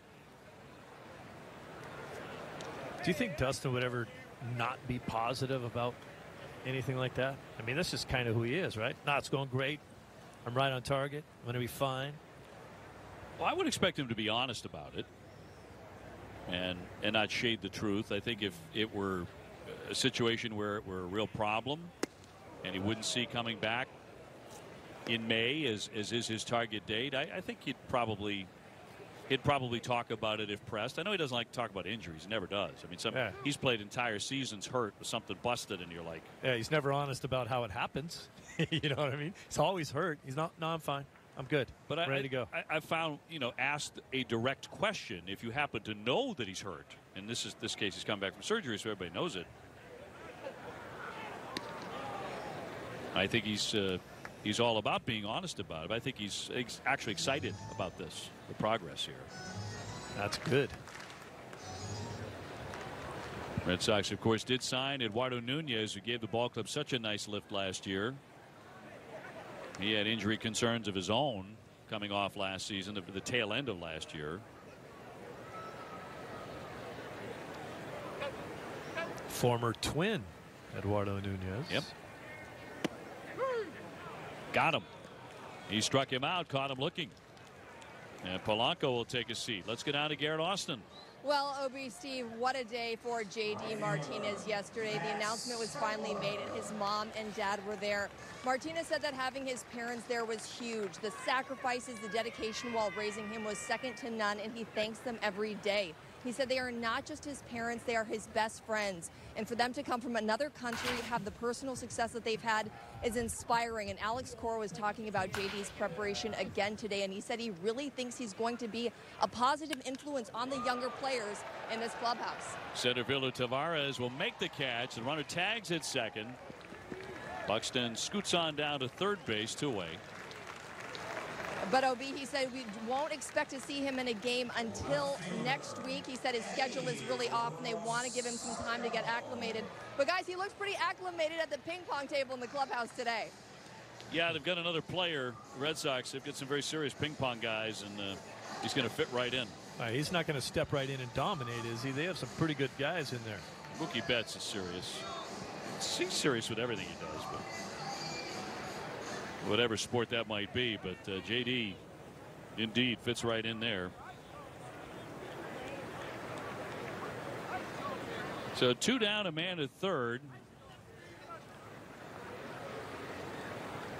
See the power from Rosario last year. He drove in 78 runs. Butler with a nice stop on a pitch into the dirt for ball 1. Are you at all surprised at the timetable for when JD will see his first game action?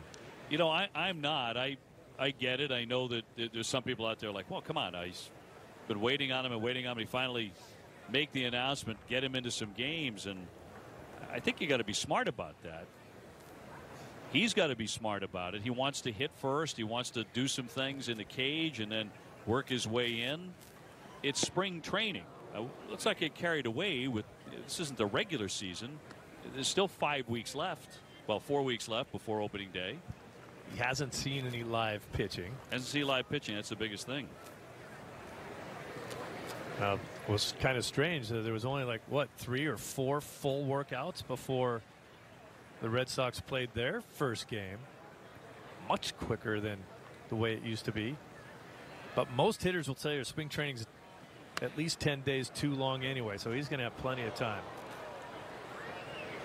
Well, to your point, Major League Baseball this year for the first week of spring training games was not requiring clubs when they traveled to bring the necessary allotment of major league players, you know, off the 25-man roster for the first week. Now you're seeing those guys start to make their trips. For example, Rick Porcello will pitch on Thursday in our game against West Palm Beach, against the Astros in West Palm Beach. Cut on a miss by Rosario, and the side is retired. Stankiewicz, good work there to hold that runner at third base. It's Jim from Ace Ticket. You know,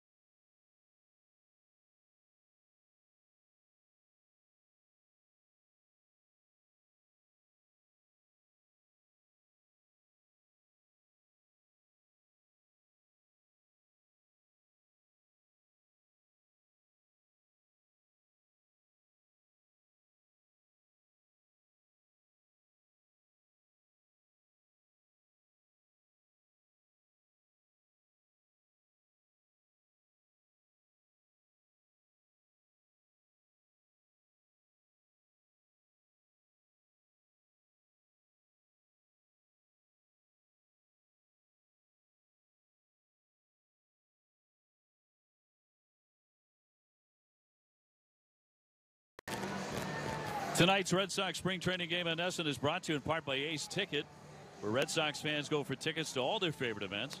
Sports, concerts, theater, and more. Ace has the best selection at the lowest prices. Visit aceticket.com or call 1-800-MY-SEATS right now. Steve Lyons, Dave O'Brien, Garen Austin with you from Red Sox spring training. And tonight taking on the Twins in their home ballpark here at Hammond Stadium in a 2-2 tie. Twins to make several changes here, and on the mound they're going to have Gabriel Moya, left-hander. You'll get 4, 5, and 6 in the Red Sox batting order. That'll start off with Steve Selski, who went 0 for 2 his first couple of at-bats tonight. Pop up and a flyout.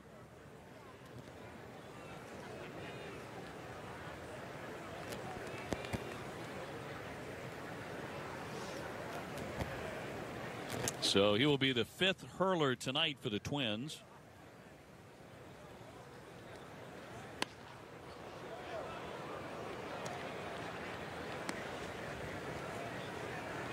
Moya is not what you'd call a very smooth operator out there on the mound. Very herky-jerky. You see a lot of knees and elbows coming at you. Got to force yourself to wait to find a release point to pick up the baseball. Don't swing at all the extra action. Little topper there to third, but a foul ball.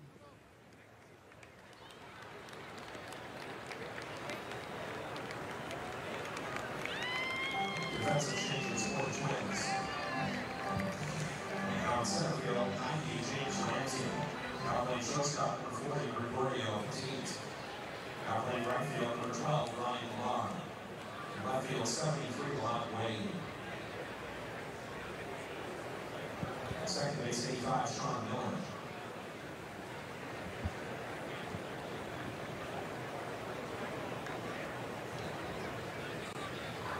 Sam Travis on deck. And the 0-2. And he snuck it in there to strike him out. One man gone here in the 6th. Designated hitter Sam Travis. Whole new battery here from Minnesota. In fact, several changes. Good placement on this pitch. Inner half, right on the corner. Selski couldn't pull the trigger on it. Selski might not be having quite the spring training he had last year when he surprised a lot of people and made the team.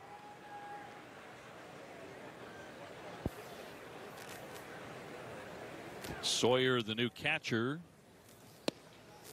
changes at just about every spot. They have a new right fielder. Kepler now out of the ball game, and Lamar is now in.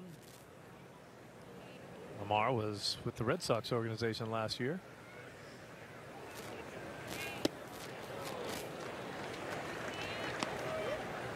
Wade in left. Ramsey in center, taking over for Buxton.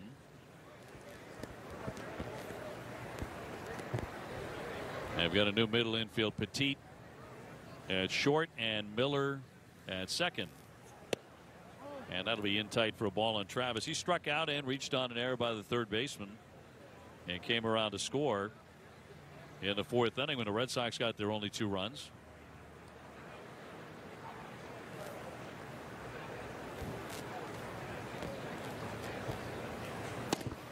And the 0-2 got him. Struck him out. 2-way.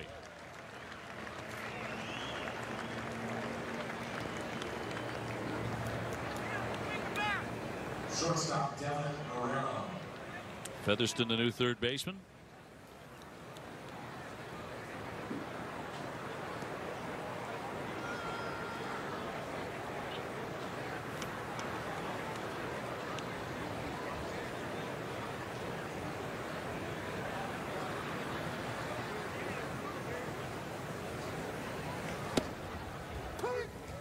In there for a called strike on Marrero, who has whiffed and grounded to third. That's Paul over there at first base.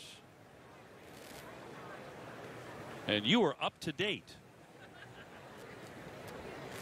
Takes almost a whole inning to get you up to date in a doesn't it? Spring training game when they make changes. By the time you announce everybody, he's being replaced by the next guy.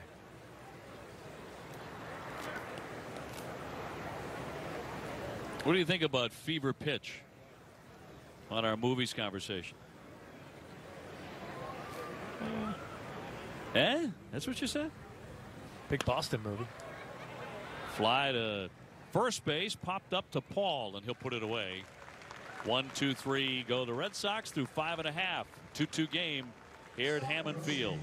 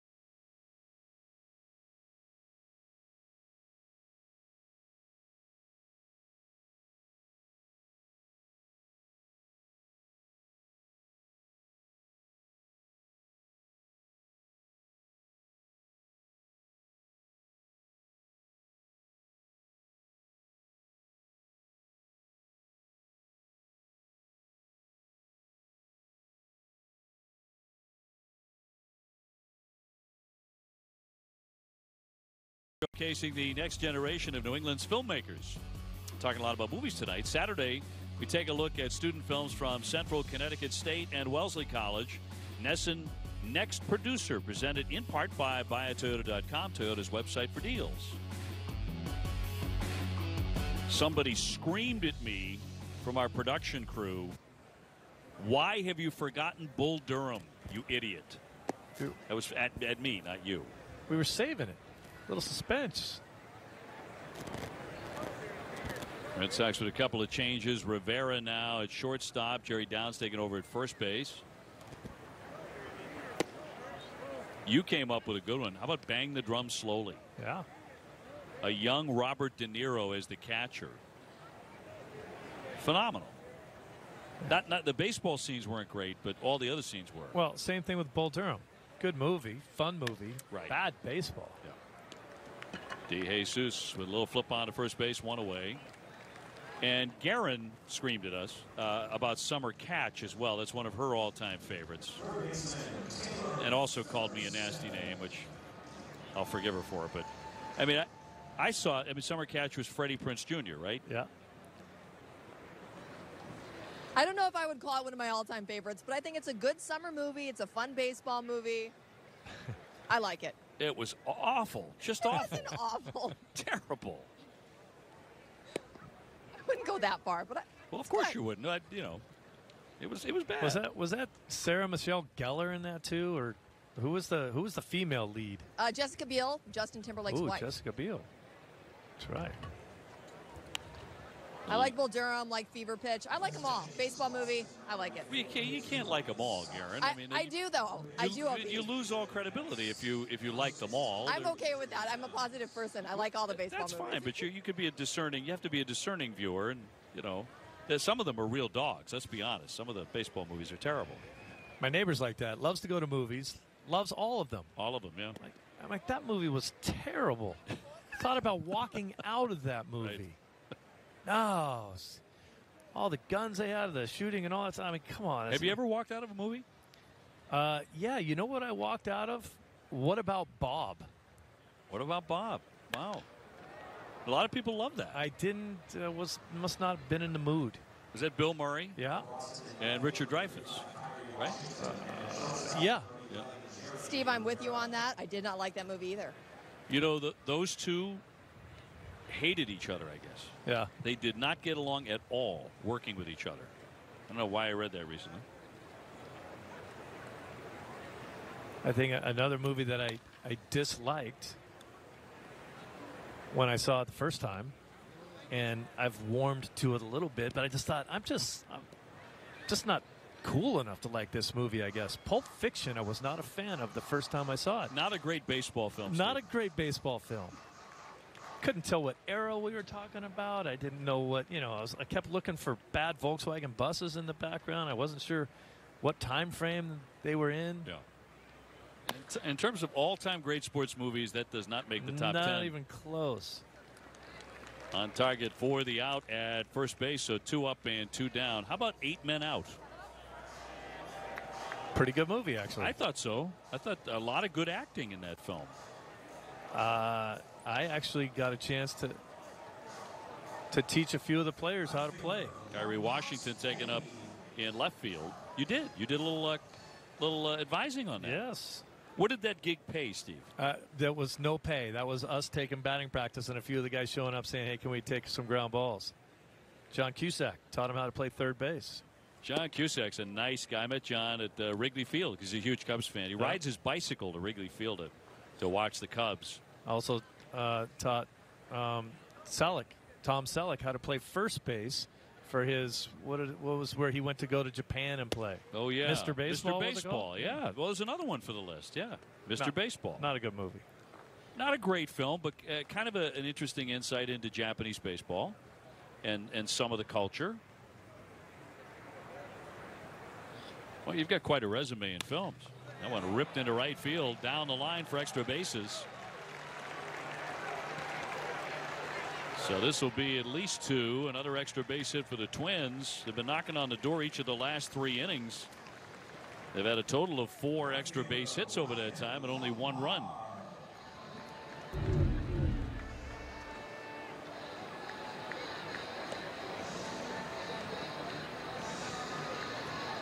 And that'll bring up Lamar.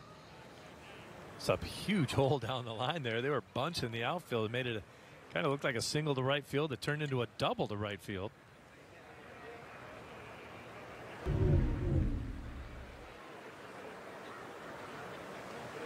So go ahead run at second for the Twins. Minnesota's gone heavy to their bench. Lamar says he's happy to be in the Minnesota organization because it's a huge hockey area. He's a big hockey fan, played hockey. Bounces away from the catcher. It's going to keep on rolling to the backstop. That'll advance the runner. So Wade safely into third.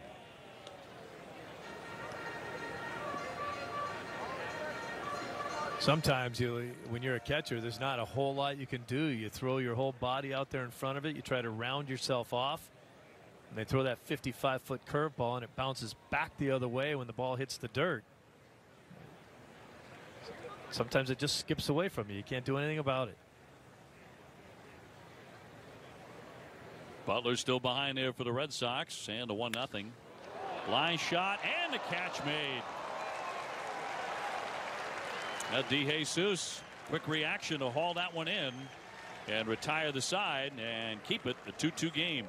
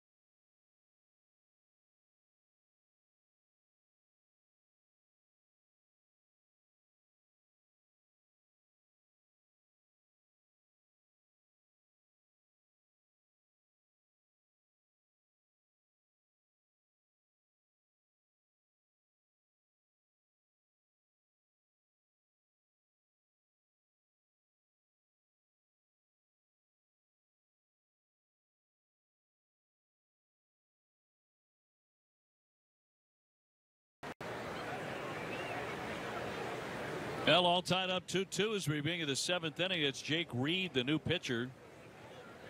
And for the Twins last year, toiling at double and AAA, threw it well, a 2.13 ERA.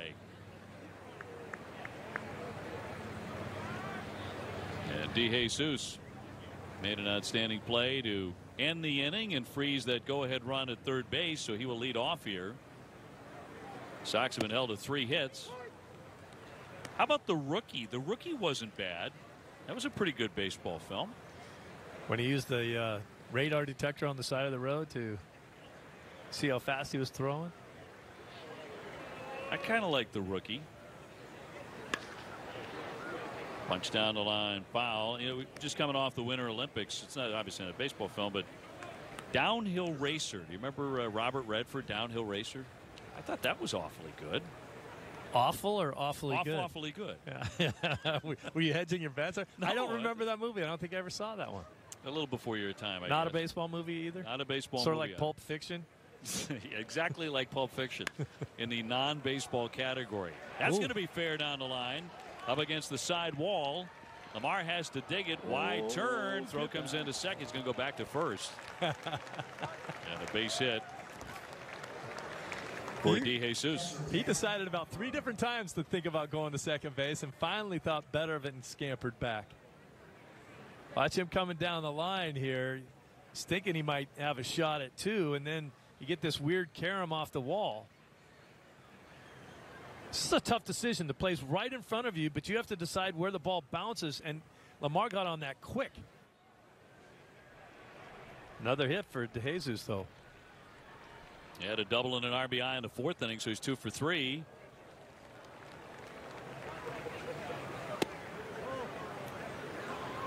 Sends up Butler, who's hitless tonight. He's flied to right and struck out.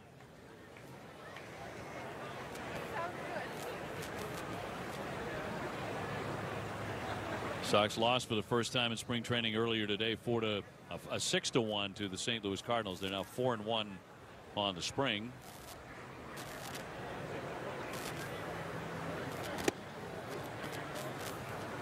They'll invite in the Pittsburgh Pirates over at JetBlue tomorrow afternoon, and they'll go to West Palm Beach to do battle with the Astros. Red Sox will send out Rick Porcello on Thursday against Charlie Morton. Colin McHugh also scheduled to pitch in that game, so we're going to see some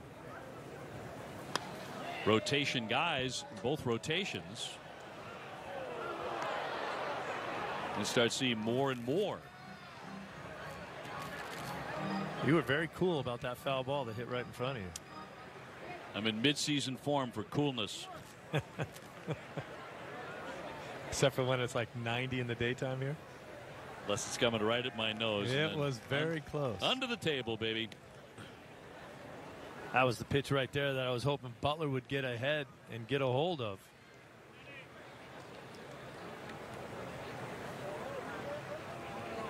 So true what they say, and so many of your at-bats, you get one pitch that you're going to handle well. You got to hit it.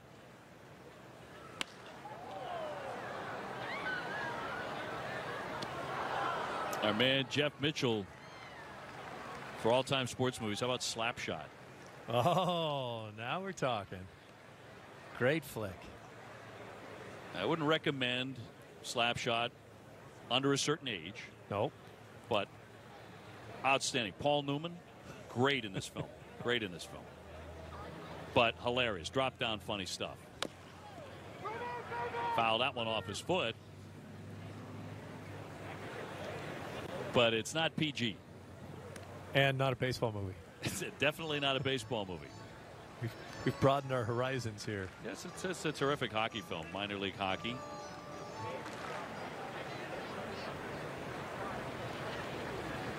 There have been a lot of dogs out there when it comes to sports movies.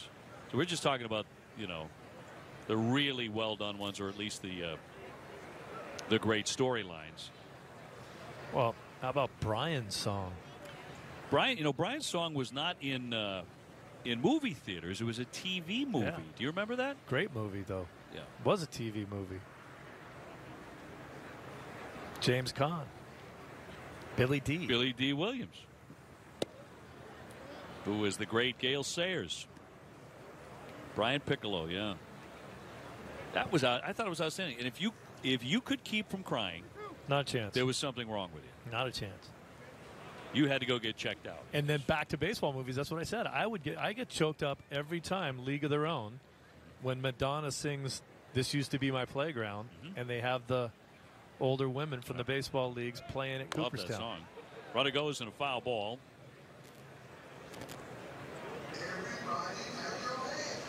I got to act like I have to go to the bathroom.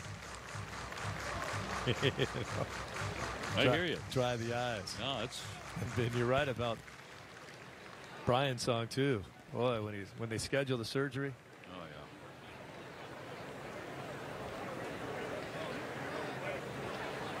yeah. James Caan. He died well. He also died really well in The Godfather. I don't know. Well, as Sonny Corleone. It was good acting. I don't know if that's a good way to go. I didn't say that. Throw down to second base. Here's the tag, and going to get him by about 5 feet. So DeJesus is out on a strike him out, throw him out, double play. Just like that, 2-away. The Red Sox with a play on. I see. Well, he's going straight steal. He's going to peek in. He just doesn't have the greatest jump, and that's like the play in Major League where the guy's sliding in and he slides. Willie Mays Hayes slides way too fast, and the guy says, "Come on, closer. I got to tag you now." Closer, yep. Okay. Good callback to our earlier topics. So Tavares 0 for 2 tonight. Red Sox giveaways return to Fenway Park in 2018, including player bobbleheads, gnomes, and much more. For tickets and information on the entire 2018 giveaway lineup, visit redsox.com/promos.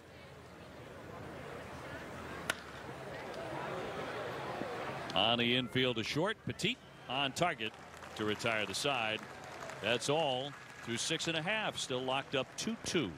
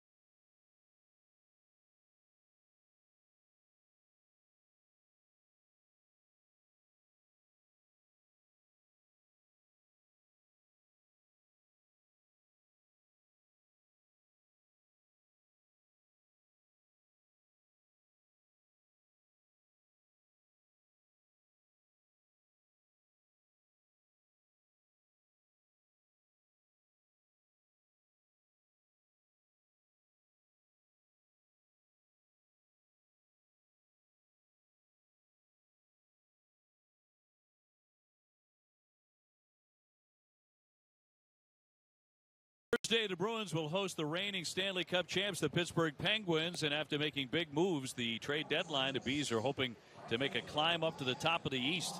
Coverage begins Thursday night at 6 with the Ultimate Bruins Show on NESN. Last half of the 7th inning coming your way. Having a little bit of fun tonight with your favorite sports movies. We've got to do a poll the next time we talk about this. I'd really love to find out what people think of as their best baseball movies. Hey, there's only one TC, mister. Maybe that is him in the outfit.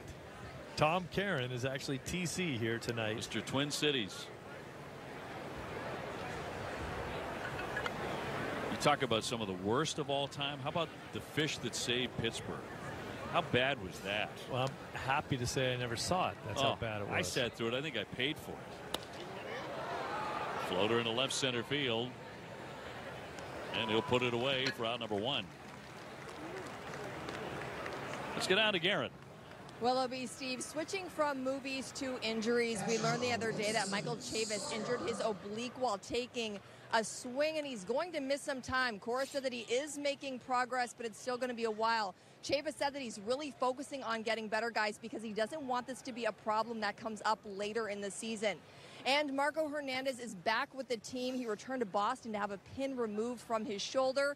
He is resting before he starts rehabbing. Also, Eduardo Nunez, guys, we should see him DH in a game next week. And Cora said that Stephen Wright is making a lot of progress, and tomorrow is a big day for Tyler Thornburg. He will throw his first bullpen since his shoulder surgery. And guys, earlier today, Nick Cafardo tweeted that closer Craig Kimbrell will be returning to Boston to be with his infant daughter, who will be having her second heart procedure. Guys. All right, Garen, thank you so much. The Kimbrells are going through an awful lot right now, and you know, your heart breaks for them. It goes out for the family, and we hope that things will go well. And it would be great to see Marco back as well, and Stephen Wright making progress. That's a very good sign. Chavis thing's a little tough. You thought you were going to get a chance to see him play a little bit. It would have been a nice spring training for him to make an impression, and I would be surprised if you see him in a big league game, because If you strain an oblique like it sounds like he did, you need to give that enough time. They don't want that to be an injury that goes into the season. Yeah. Now, top Red Sox prospect. And a bit of a setback there. Chopper to third base. And a quick 2 outs. That's as much fun as you're ever going to have as a third baseman right there. Guy hits you a 2-hopper. The ball almost catches you and you throw him out. Enjoy the Fenway experience with your group in 2018. Red Sox group outings are the perfect way to entertain your clients, boost employee morale, and much more. Visit redsox.com/groups for more information.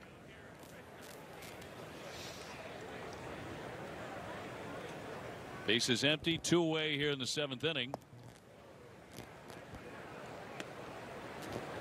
Stankiewicz has pitched pretty well a couple of times with a runner in scoring position. In fact, at third base, he's been able to pitch out of it and not allow that go-ahead run.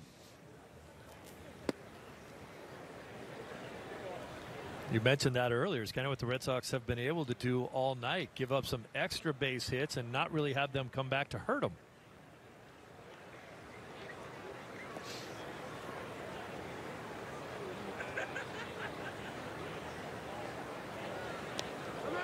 That's going to get him. He's hit by the pitch. So the Twins with a base runner with 2 away. First baseman, Chris Paul.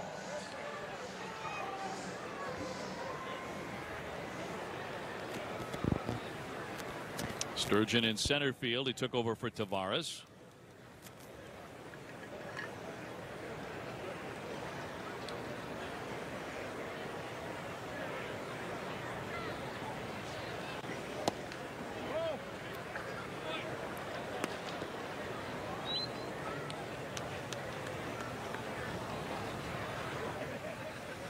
Jordan Betts over at third base.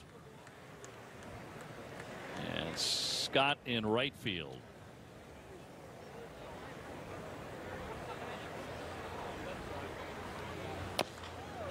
Little dribbler. Here comes Betts. It hugs the grass and he's going to stick it in his back pocket. It'll be a base hit. So an infield single keeps the inning alive. Runners at first and second for Minnesota. Part of being a decent third baseman is knowing when not to throw the ball. Kind of have a little clock in the back of your head knowing, hey, you know the runner's running. You have to run almost as far as he does to go get this ball. No reason to throw it and potentially throw it away when there's a guy standing on second base.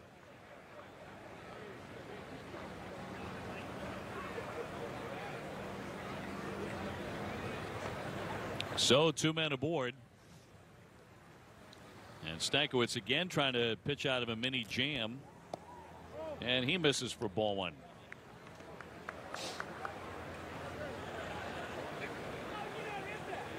Oscar Hernandez behind the plate for the Red Sox.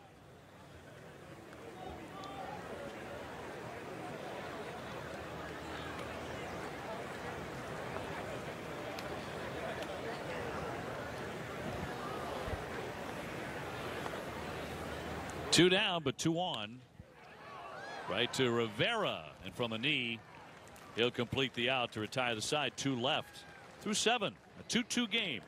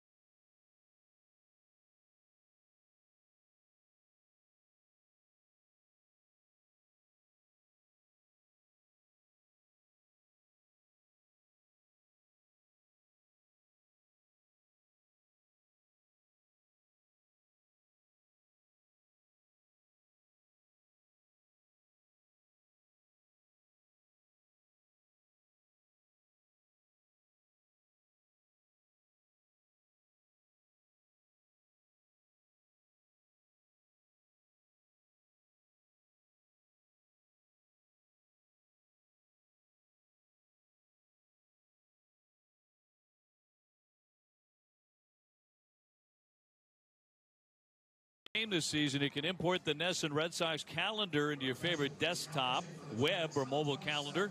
Get automatic alerts 15 minutes prior to each game. Alerts include matchup info, streaks, and a lot more. Visit NESN.com/schedule to import the schedule before the season opener on March 29th. That's right, we said March 29th for the season opener at Tampa Bay. Right-hander Curtis, the new pitcher now for Minnesota, as Scott will lead things off for the Red Sox.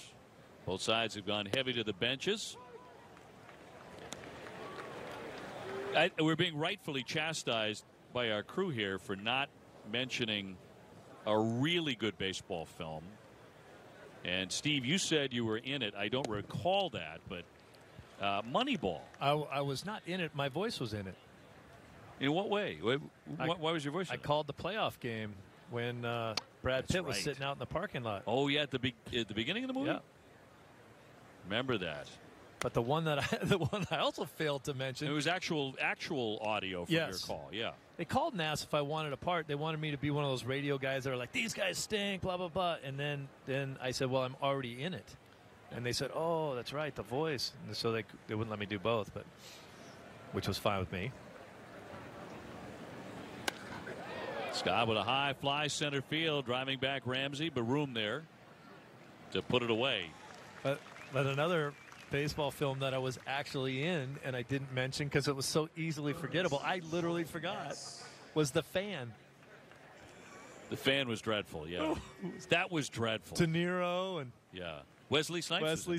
Yeah. Terrible. Dark. One of those that when De Niro talks about his film catalog, he leaves it off. It was that bad. Well, he did that a few times. He went to a genre a couple too many times in his career. Bad News Bears. Bad News Bears was great. Walter Matthau, great stuff. Yeah. Love that one. Wasn't the kid in the movie, wasn't his name Kelly Slater? Was the Hood kid, the shortstop? Yes. Tatum O'Neal. Check swing and a roller to first base. And Paul will feed over to Curtis for the out. 2 down.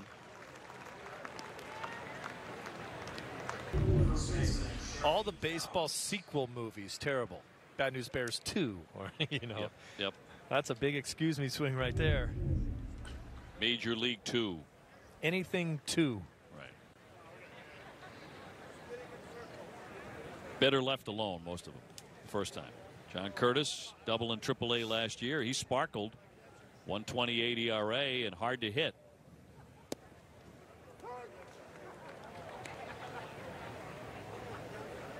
Mr. 3000. Yeah, that wasn't very good. No. Bernie Mac.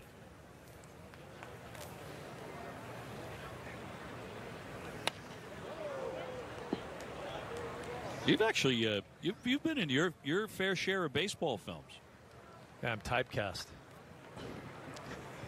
I had a very, very small part in a film with Matthew Broderick and Alan Alda. I mean, a tiny, tiny little piece, but actually had to go in and do it. And I'm embarrassed to tell you, the movie was about, it's actually a pretty interesting story about a baseball card that Alan Alda's character was trying to sell. And I can't remember the name of the movie. I can't remember the name. Me and you both writing off our worst films. The Fan for me, and you don't even know. The only one. Tied 2-2. Catch NESN's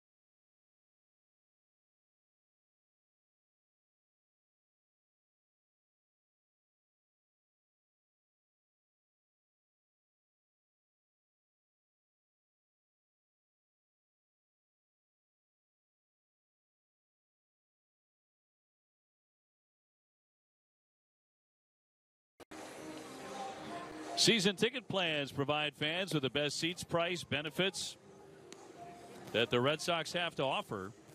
Plans start at 10 games and are available now. For more information, go to redsox.com/season tickets or call 877 Red Sox 9 today. So the Sox will go back to the bullpen here, and Jimenez will come on to deliver in the last half of the 8th inning.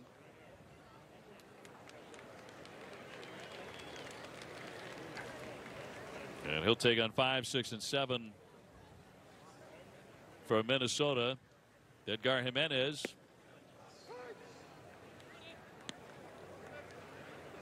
One of our guys brought up the Monty Stratton story. What do you think? Did you see that? I saw Monty Python. I didn't see the Monty Stratton story. No. Not the same thing. And who was worse as Babe Ruth? William Bendix or John Goodman? Bendix, definitely. Actually, Goodman was filming that down in West Palm Beach, Florida in 1992 when I was with the Braves, and I hung out with him a little bit. It's like 6 degrees of separation for Steve Lyons, you know, right through, you know, The Godfather. Yeah. Yeah. Some of the great films of all time, Citizen Kane, you know, 6 moves. You could see me right in the background there. And you were in some really bad movies, man. Good for you. Popped him up center field. Sturgeon and second baseman Rivera out there. So 1 man away here in the last half of the 8th.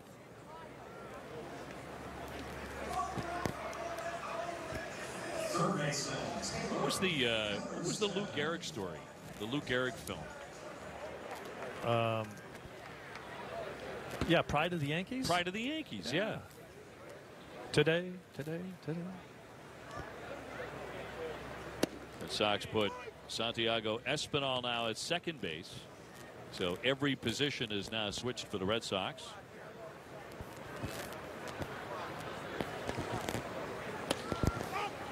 And a pop to first base. Downs. Plenty of time to get under. A little bit of wind there. Ain't finally able to make a play on it, but that wind has kicked up over the last couple of innings. It took it back. So 2-away. This is not a night the Red Sox, even though they were very successful in extra innings last year, would be dying to go to extra innings because they've already played today. Not these guys, but the coaching staff has had a long day. Yeah, they're ready for a dinner and a shower. Red Sox with a split squad day.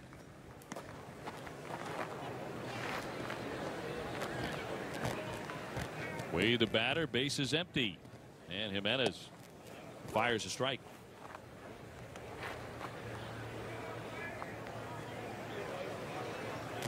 It's hard to make a good sports movie because the scenes that matter the most oftentimes are the live action, you know, the action shots, the action of that particular sport. And actors most of the time can't they're terrible. play. Yeah, a lot of them can't. Some of them can.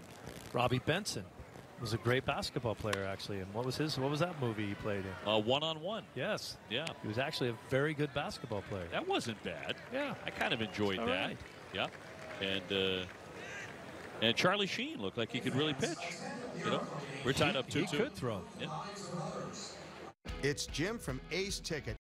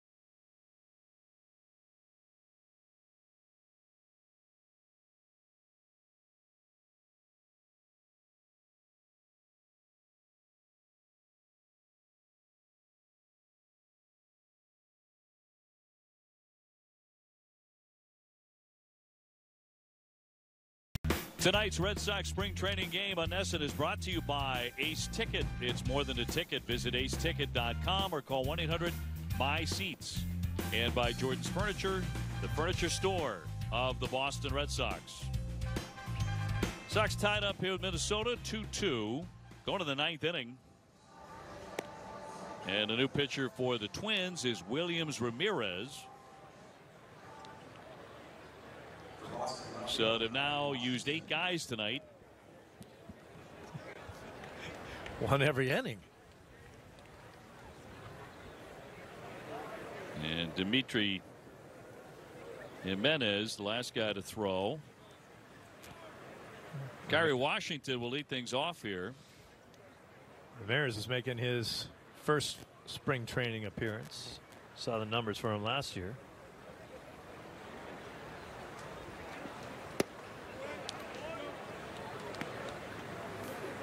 Kyrie responsible for the only grand slam the Red Sox have hit so far in spring training. Did not hit one during the regular season last year. Red Sox with the home run deficiency, a big issue that the hope is has been remedied, and certainly Washington jumped on one on the college doubleheader day and drove it down the line. That was against Northeastern. First pitch he swung at. First swing of the spring. Yes, indeed. Grand slam.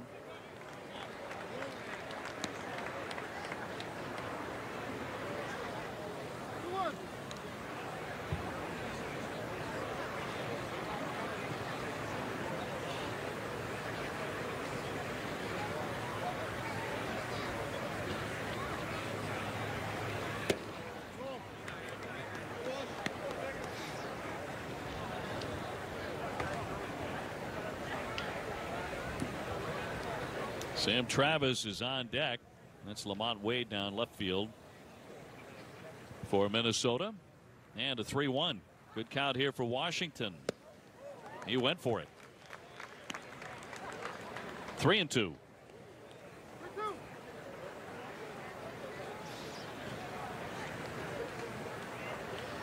Two runs on 7 hits for the Twins. They have survived to this point 3 errors. 2 runs on 4 hits for the Sox, who have not made an error. And that's going to be ball 4, so Washington is on. So the Red Sox have the leadoff man aboard here in the 9th in a 2-2 game. Could use a run, that's for sure.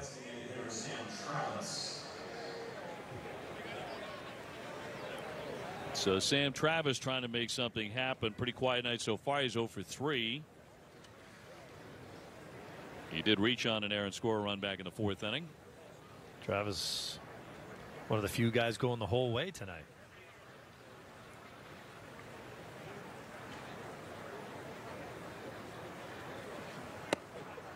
He'll take a strike.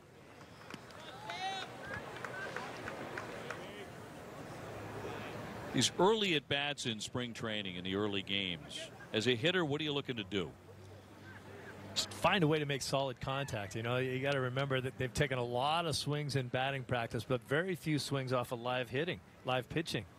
And almost every hitter will tell you the last thing they want to do is take live swings in practice. You know, when they have the pitchers and the big name pitchers on any team, they have to throw on their side sessions. They have hitters stand in. No one likes to do that.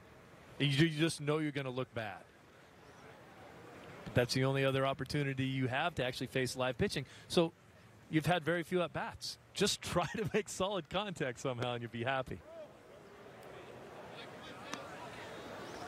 You know, when it's Chris Sale's turn to have his side session and they throw hitters in there, do you want to be one of those hitters? I see a lot of guys get the Sale flu. Yeah. Oh, I'm on the other field today. Yeah, that's no fun any time of the year. See a lot of guys with high numbers and no names on their back.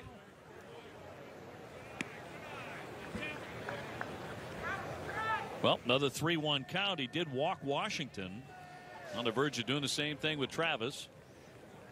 Well, Travis is going to look for a pitch right here in one spot, one location. Probably sit on a fastball, and he's going to try to jump the yard if he likes it.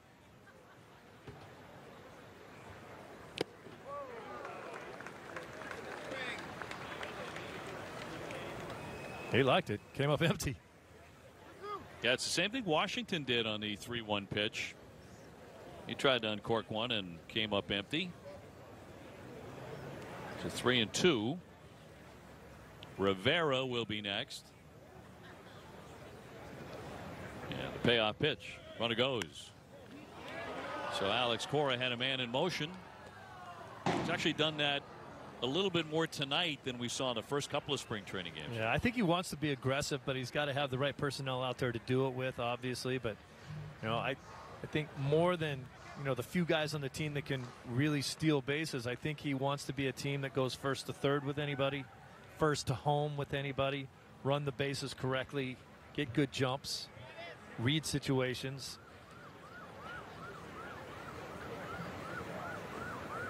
Three-two runner goes again. Hit well to right field, driving back Lamar all the way into the corner, and he can't get it. It's going to drop down. He kicks it around a little bit. Here comes Washington. He is in to score, and the Red Sox have the lead on a shot down the right field line by Sam Travis. On top 3-2 here in the ninth. I'm not sure what Washington did there, if he had a great read on that, thinking that Lamar wasn't going to catch up with it, or if he figured he was too far past second base, whereas if Lamar caught it, he wouldn't be able to get back anyway. There's the swing. The ball goes deep into right field. Watch Washington. He's still running. If Lamar catches this, he's dead. I don't think he really knew where that ball was. He might have got decoyed out there. At any rate, he keeps going, and he ended up scoring because of it. And the Red Sox in the ninth up by 1. Chance to add on another now for Rivera, as Travis scooted on down to second base.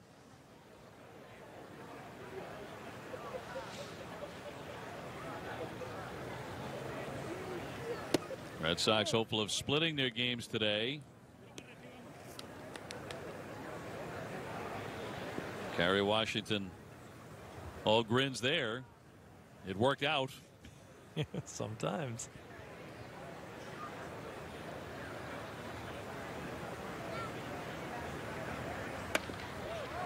Softly hit to the shortstop, Petit. He'll gobble and get him down to third, Travis. So one away for the Sox here in the ninth inning, and another run 90 feet away.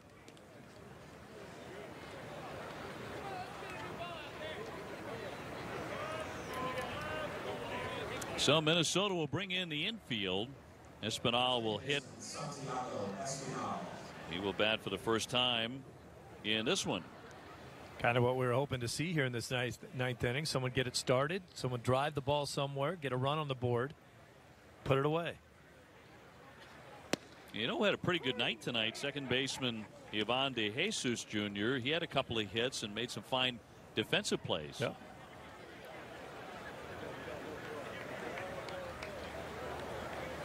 Andy Ramirez doubled and scored in this one. Sam Travis just had an RBI double. Not a lot of hits in this contest, but the Sox have nudged out in front 3-2.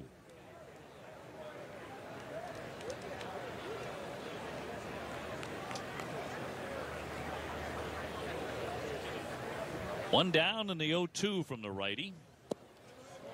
Whoa.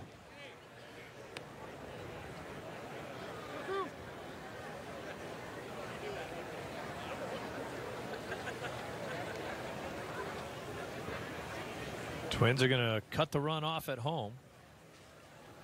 Travis the man at third base for the Sox, and here's the 1-2. Twisting pop-up foul. Paul giving chase.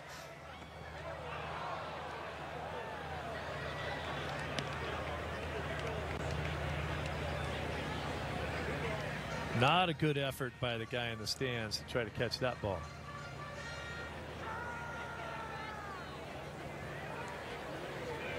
It's early. It's early in spring training. Early for everybody.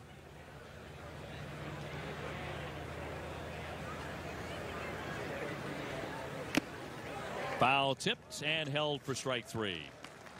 Espinal out, and they're a 2 away.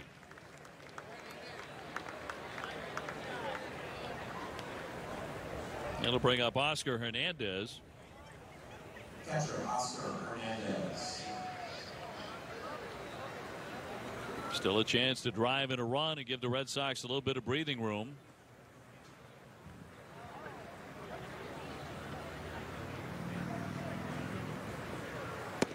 And started with a breaking ball for ball one.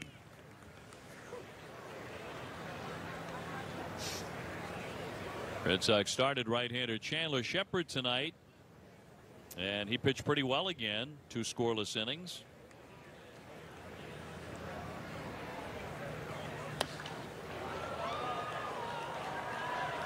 Now the play that I love in this situation, and I doubt we're going to see Oscar Hernandez do it, we just don't see anyone do it anymore, is drop a bunt down the third base line.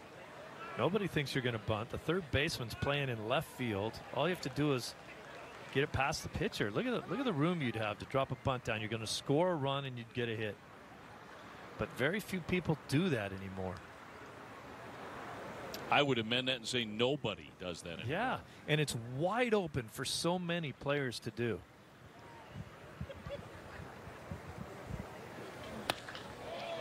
Instead, that's deep into the alley, but on the run, Wade, and he'll make the play to retire the side. But the Red Sox do pick up a run, now trying to win it in the middle of the ninth. 3-2 Boston.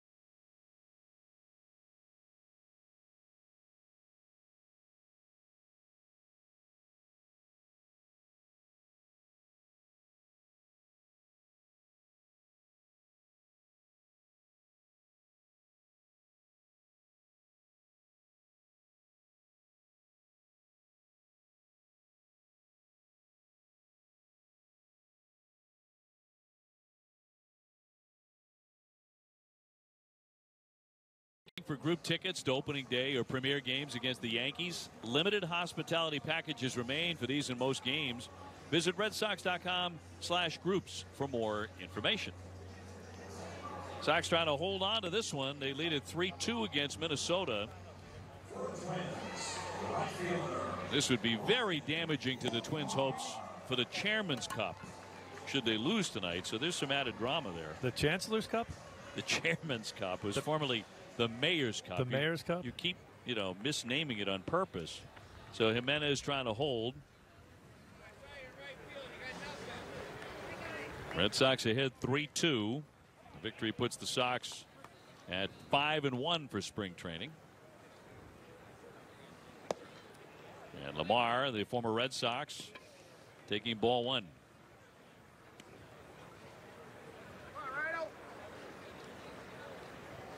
Boston with only 5 hits, but out in front.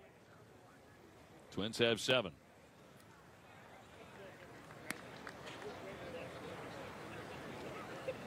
Minnesota expected to vie for a postseason spot again. They were a wild card team at 85 and 77 last year.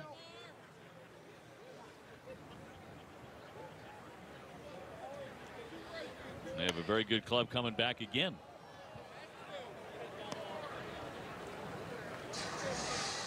Would you say that they play in a fairly weak division? Yeah, outside of themselves and the Cleveland Indians, yeah. And the Indians, you knew coming in, would be the class of that division. They kind of have to a little slow start, but finished strong. Lamar on with a leadoff base hit here in the ninth. And, it's starting to go that way a little bit in the American League East as well. Used to be an extremely competitive division. Now there's a few teams that are head and shoulders above.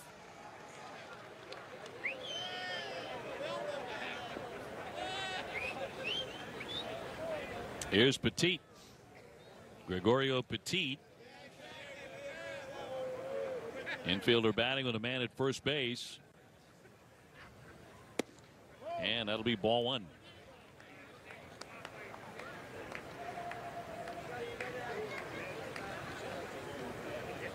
Twins did sign the free agent Logan Morrison, whose name had come up from time to time as a potential for the Red Sox. Had they not gotten J.D. Martinez, little floater foul. And you wonder if there was an offer out there from the Twins all along, and he was holding off to see what would happen with Martinez. And as soon as Martinez signed, he's like, all right, I better go play somewhere. Better get to work. Got to be a strange feeling where everybody else, all your friends and all your teammates are heading off for spring training, and you don't have a team. You don't have a team. Still a few guys out there that don't. Logan's case last year was, of course, the Tampa Bay Rays. We had a very good year. Lamar at first base. Red Sox looking to turn two.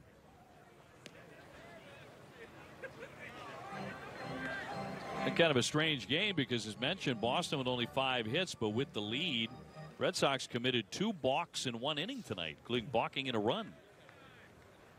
Roenis Elias, just something he's going to have to correct. Alex Cora did have a fairly lengthy conversation with Marvin Hudson about that after the inning, after the Red Sox got the 3rd out.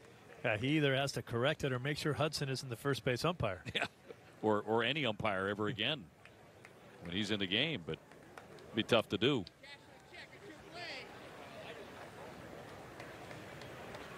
Marvin, good umpire and a regular on the Major League cruise. These other umpires tonight are not. Spring training, minor league umpires are often used to fill out the cruise.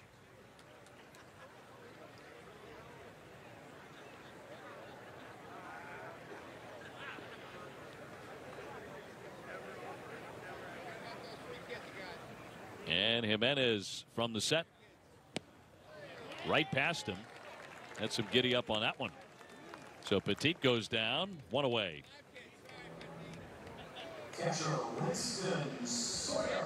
Jimenez got a nice little array of pitches.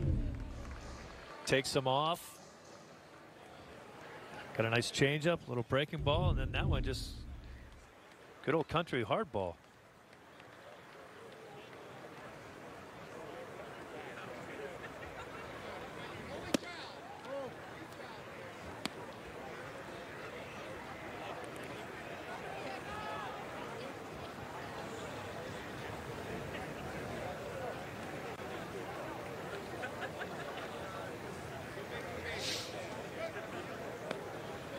Nothing close to a balk move from Jimenez. If he's smart, he's been watching this game. One of the better left-handed moves I can remember was Tom Glavine. And it always looked like a balk to me. Down the right field. I'm not sure Tommy ever got called for one.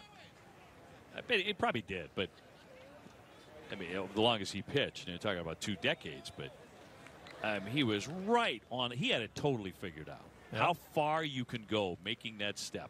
Andy Pettit had a great move. Andy Pettit had a great pickoff move. Yeah. Yep.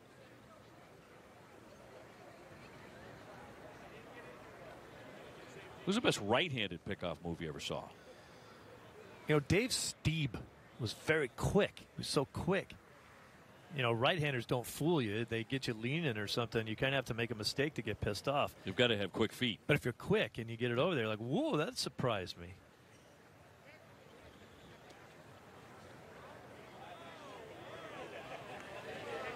Lefties, it's all deception. It's so funny. You know, they talk about, you know, in your stretch, or why they call it balk is you can't deceive the runner. Really? Because that's exactly what I'm trying to do. Right. Made a good pitch there. Hey, he's very consistent, very quick to the plate, very almost throwing darts. And Jimenez looks like he has an idea out there. He did give up a leadoff single, but came back and he struck out Petit. Now the 1-2 and dropped into right field for a base hit. That'll put him on at first and second with one away. So here come the Twins. Winston Sawyer with a single.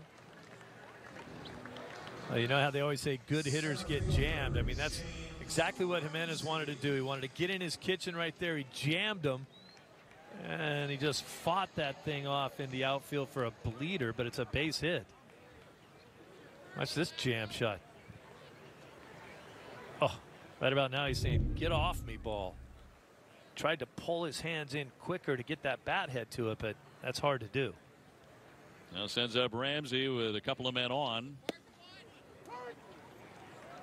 Red Sox would like nothing more on what has been a long day for the organization, with 2 games being played on a single day, than to turn 2 and get out of here with a win.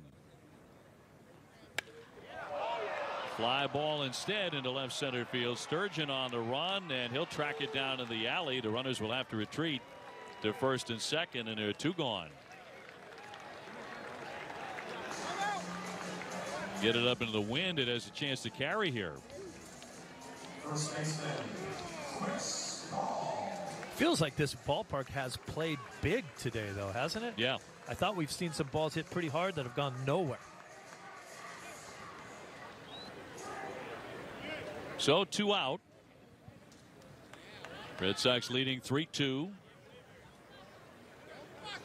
We'll be taking it to the Bruins and the Hurricanes as soon as the 3rd and final out is recorded.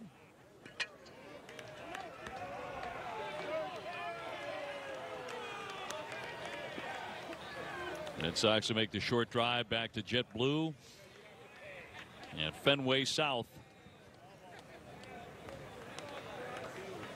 And tomorrow afternoon we'll take on the Pittsburgh Pirates there at JetBlue. Join us on Thursday. Red Sox will take on the Astros. Ground ball to short. That should do it. The flip and safe. That should have done it. But the play took a long time to develop, and everybody is safe. The bases are loaded.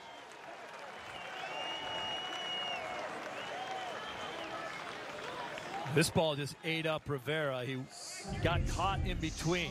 He didn't really charge it, so he had to stay back on it. And this hop right there is a tough one. And by that time, he didn't have enough time to get that flip on it to second base. So it was pretty obvious the runner was safe.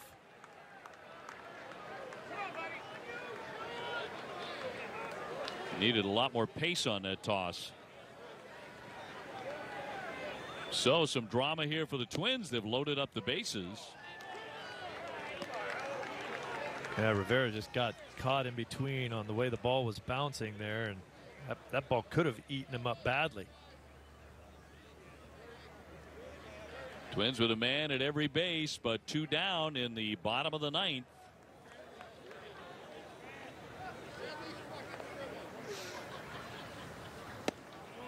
That's in there for strike, and it's 0-2. Jimenez feeling like he's already done his job. A few times. And that the game ought to be over already. 0-2. And left it up top.